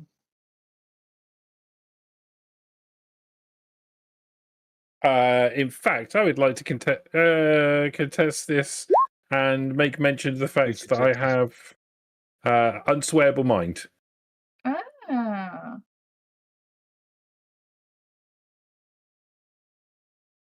and then I'll look up what the hell that does. Sway of a mind. Has my fortitude as extra dice in any roll to resist coercion, intimidation, seduction, or any other attempt to sway the user's mind against their will. This power also works against supernatural abilities such as dominate and present. This does fall under presence. So I'll add +2 to that. Mm-hmm. Oh, 2 successes. I'm not very happy with that. I'll spend a willpower point. Well, you were just adding 2 to your previous. Oh no, that's Hank. So he's 3. Okay. So you'd be able to reroll 3. Yeah.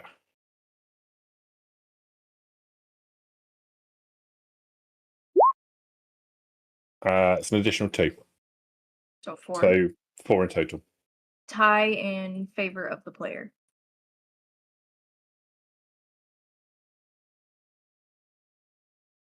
He's going to slowly make his way into the grotto, watching, and cautiously so, how each of you seems to respond to his directive. I'll pull back. That gives Frank your opening to act. I want to eat it. You want to eat it? I want to eat it, and if I could talk after eating it, I'd turn around and go, I'm sorry, what? All right, Frank.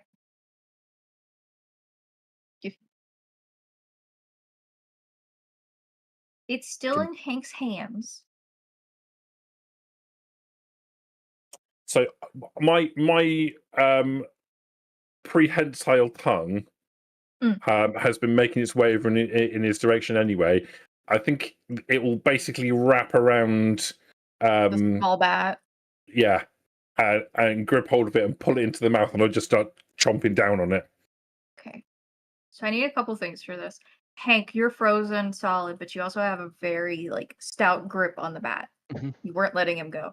I need your strength, just strength roll on this. I want to see how injured it gets in the process of being torn out of your hands. Okay. So if I roll 4d10 for strength and another 3 for fortitude. Mm-hmm. Yes, please. So 7d10, yeah. Yes. 1, 2, 3, 4. 4. Nice. So you have 4 successes on maintaining your grasp around the bat. Whereas, Frank, I need your brawl strength, and you can add your prowess to it. Mm-hmm.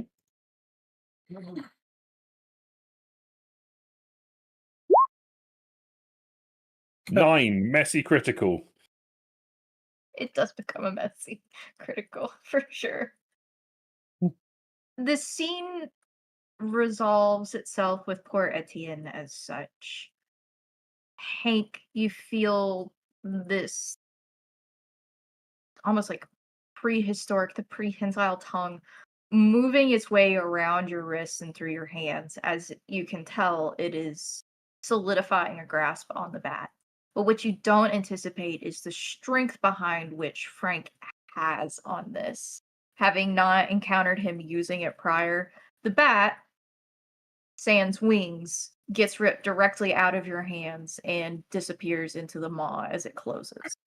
And then there's a set of sharp crunches and what sounds like a almost comical gulp.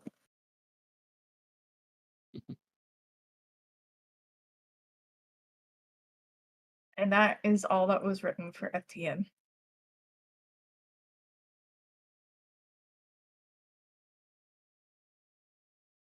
And then I'll turn and look at the prince and try and smile. I'm not sure what that will look like. Horrifying. He's slowly going to cross his arms and stare directly at you, Frank. Wave. That man was useful to me. But he was getting nosy.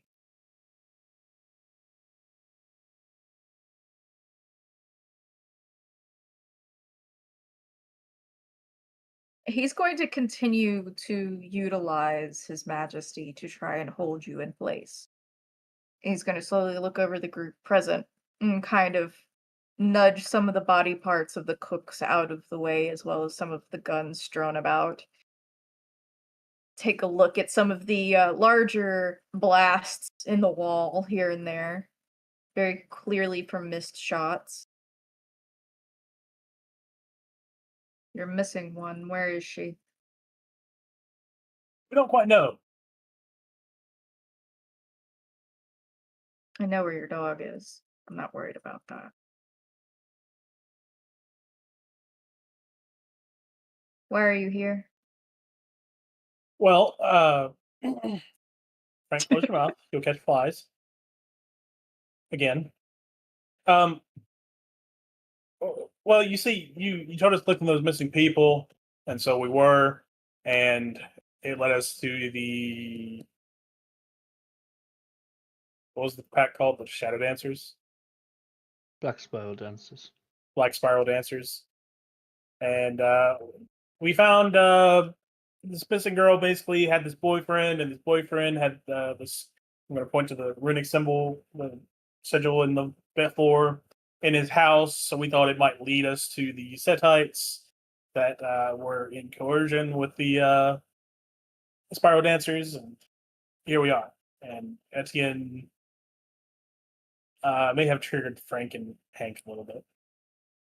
Etienne had no idea, but he'd outlived his usefulness anyway. So I imagine...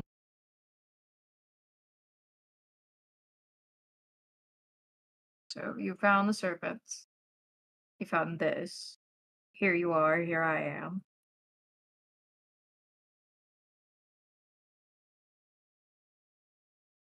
Where's this leading? Posty, can I end the Typhonic Maw, or Yes. will okay? I'll bring it to an end then. Okay. Your bones will slowly crack and morph as they realign into normal. Well, we thought this was a burrow of sorts of the Spiral Dancers, was my understanding when we got here, and then Etienne just happened to be here, and I tried talking to him, but he just wasn't giving us answers. He didn't have answers to give you, I made sure of that. He only knew to guard this place. Which What you doing here, boss man? It was mine. Why is it lead here then? Because I was using the serpents.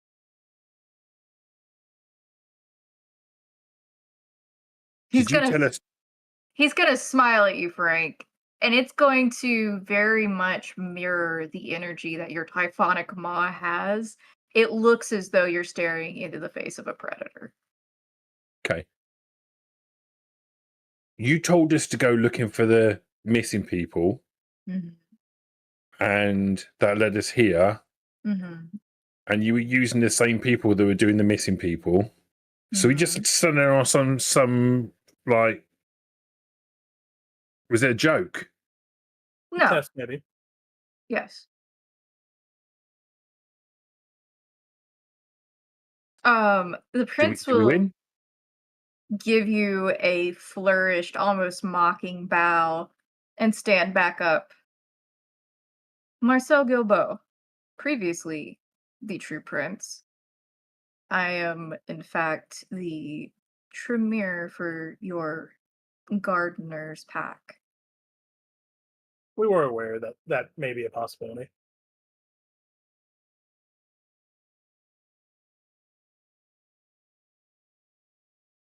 I appreciate you confirming with us, though. I Did was we win? using... You did. You did exactly as I wanted. Well, mostly as I wanted.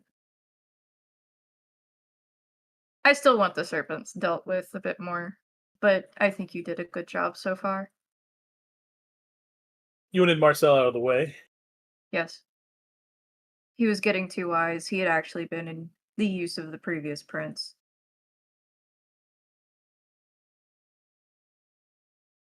There's only so much that directives I hide in his mind could do. He was starting to fracture at the edges anyway.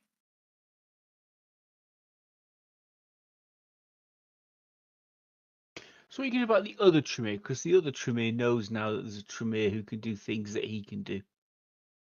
That's a So what are problem. you going to do about him? Mr. Lejeune is pliable. He has no permanent alliances to the former prince. We could eat him. I would like. I think it he could be a valuable asset to you. In my belly. Approach him the same method you approached Etienne tonight. Right, you are, boss. But I have a more important mission for you. We will check in on Mr. Lejeune and see where he's at and how he's doing. I imagine he motions to the sigil on the floor. He's the one who helped you get here. Correct. But I have a very important friend coming to port. And it's not the one you think it is. So let me just ask this, and I apologize if I'm stepping out of line here. But the gardener sent us here to figure out who was coming to port. But you, her packmate, know who's coming to port. We don't always communicate the best. Perhaps I can help you. The gardener wants to know the gift I've prepared. Not who's on the way. I figured out who's on the way. You know how we don't like Camarilla because they have all these machinations going on? And you notice this entire time he's not moved any closer to you, nor has he put his back to any of you. Precisely. Yeah. They like to play little games. Well, the gardener has a very old friend from the old world.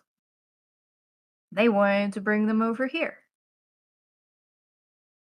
They didn't tell me that. So I made a little gift of my own for them.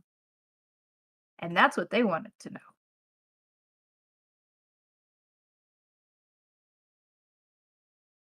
Wait, are you betraying Mr. the Gardener? No. They're very useful. I'm just irritated that they didn't tell me who they were bringing over. I'm really confused. We're still friends. Frank, fine. We're friends. Mr. the Gardener, myself, we're friends. I haven't got to fight you then. No. I'm gonna look at Hank for confirmation. I'm just going to shrug. I don't have a clue either. Okay. I'm going to retract the sword back into my arm. They want to know who I brought as a gift or an offering to the person coming over. Okay. If you'll join me, I'll show you.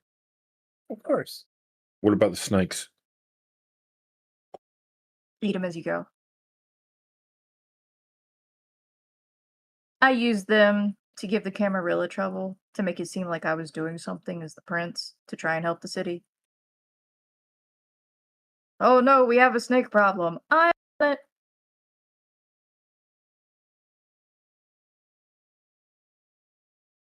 He's going to step into the grotto itself and motion for each of you to go ahead and head out. Yep, follow him out. He's heading up the rear, but he'll motion for you guys to go on out. And it actually leads up, and there is a small, it almost looks like a cellar door exit. And as you push it open, you come out from underneath the prince's mansion, where he stays, just outside the city. So, Dr. Isaac, you would recognize where you're at. Oh, incidentally, I'll look at Lucy and I'll say, "Come on, girl." She seems to kind of snap out of it after a little bit, as you notice that the prince drops the majesty, and she'll follow after you. And she'll look around the room. What about them? They lost. You won. They're still alive. Keep it closed. Follow on. She nods and she'll follow. He closes it behind you and leads you into the house, leading you upstairs to where Jules had previously heard some movement elsewhere in the house when she had been here a few times. And he'll open what seems to be a bedroom door, and you can see inside it has been adjusted for long-term use of someone. The windows themselves are obscured and heavily coated, and you can see that there is a man pacing back and forth. He looks rather unkempt. It seems as though he's just been left in here. No. He sees your face, Frank. He's unable to leave for any motions to, like, the floor in front of him. Let's just say it won't be pleasant if you try to cross. This Is magic that Frank, stuff. Vampire Daddy? What? No. I haven't Okay. met him yet. I No, was asking. this is the gift Heart for the rate. friend coming into port. Who is he? Very rare and dying breed. And someone I think the gardener will also greatly appreciate.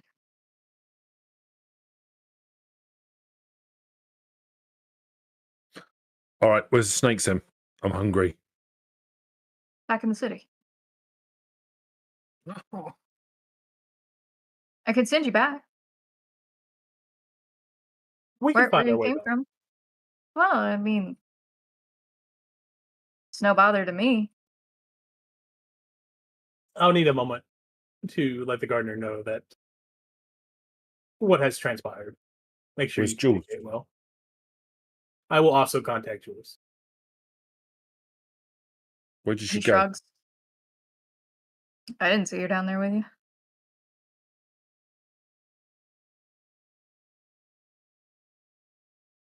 Oh, boss man, forgive me. I can't tell if you're being obtuse or not. Are you saying you don't know where she is, or are you just being difficult about answering the question? No, I don't know where she is. Okay, cool.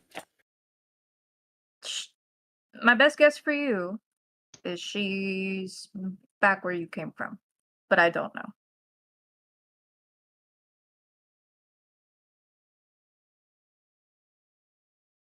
Frank. All right.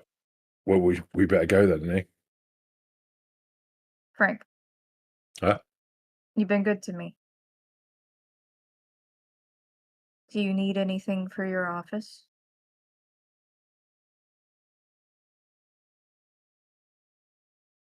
Yeah. Bodies. You know where you can get those? I mean, I could make a list.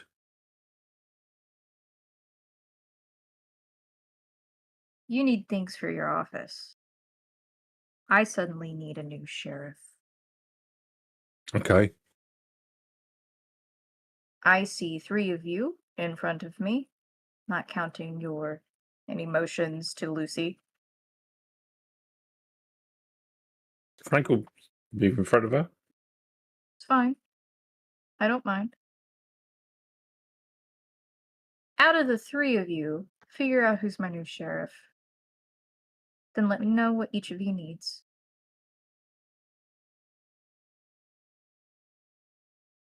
Dr. Isaacs, when you communicate with the gardener this evening, Yeah. make arrangements for the transfer of the gift.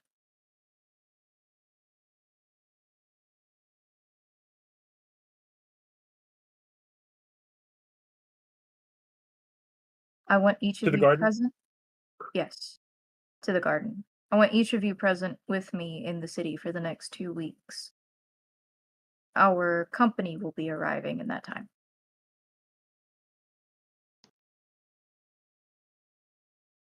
I want you there for when they arrive.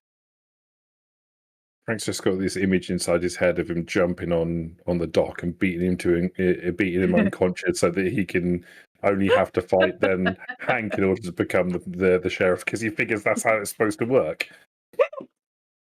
And with that, he will, because there is no Etienne to drive you back to town, the prince will drive you back to town.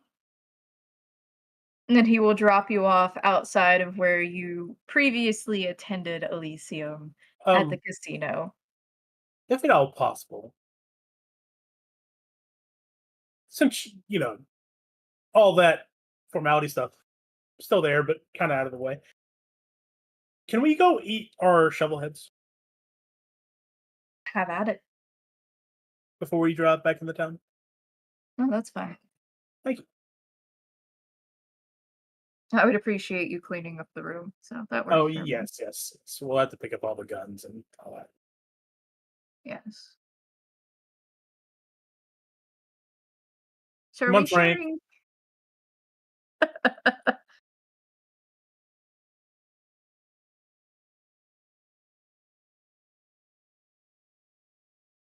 The prince is gently going to nudge you, Frank, and say, I think he means everyone but yours. Oh, okay. After all, she's the winner. She's the winner. All right, let's go and eat the others. As for sheriff, as we're walking over there, that's up to you two. I don't want it. I'm not bothered either. You can have that. That's Mitzi sheriff. That's a joke. Frank for sheriff. Oh my goodness. All right. And with that, we conclude season 1. We're going to regret that. Yep. Well, Thank you, everyone, for joining. And we have enjoyed having you with us through the journey of season 1. We will be back before too long with season 2. A few arrangements to make, a few wrenches in the machine to iron out that have happened. Please remember to like, share, subscribe, and do remember we have a new fan art submission area, fanart@sagarole.com. We also have our new Saga Role Discord. The information will be included wherever you are listening or viewing. Take care, everyone. Bye. Very well.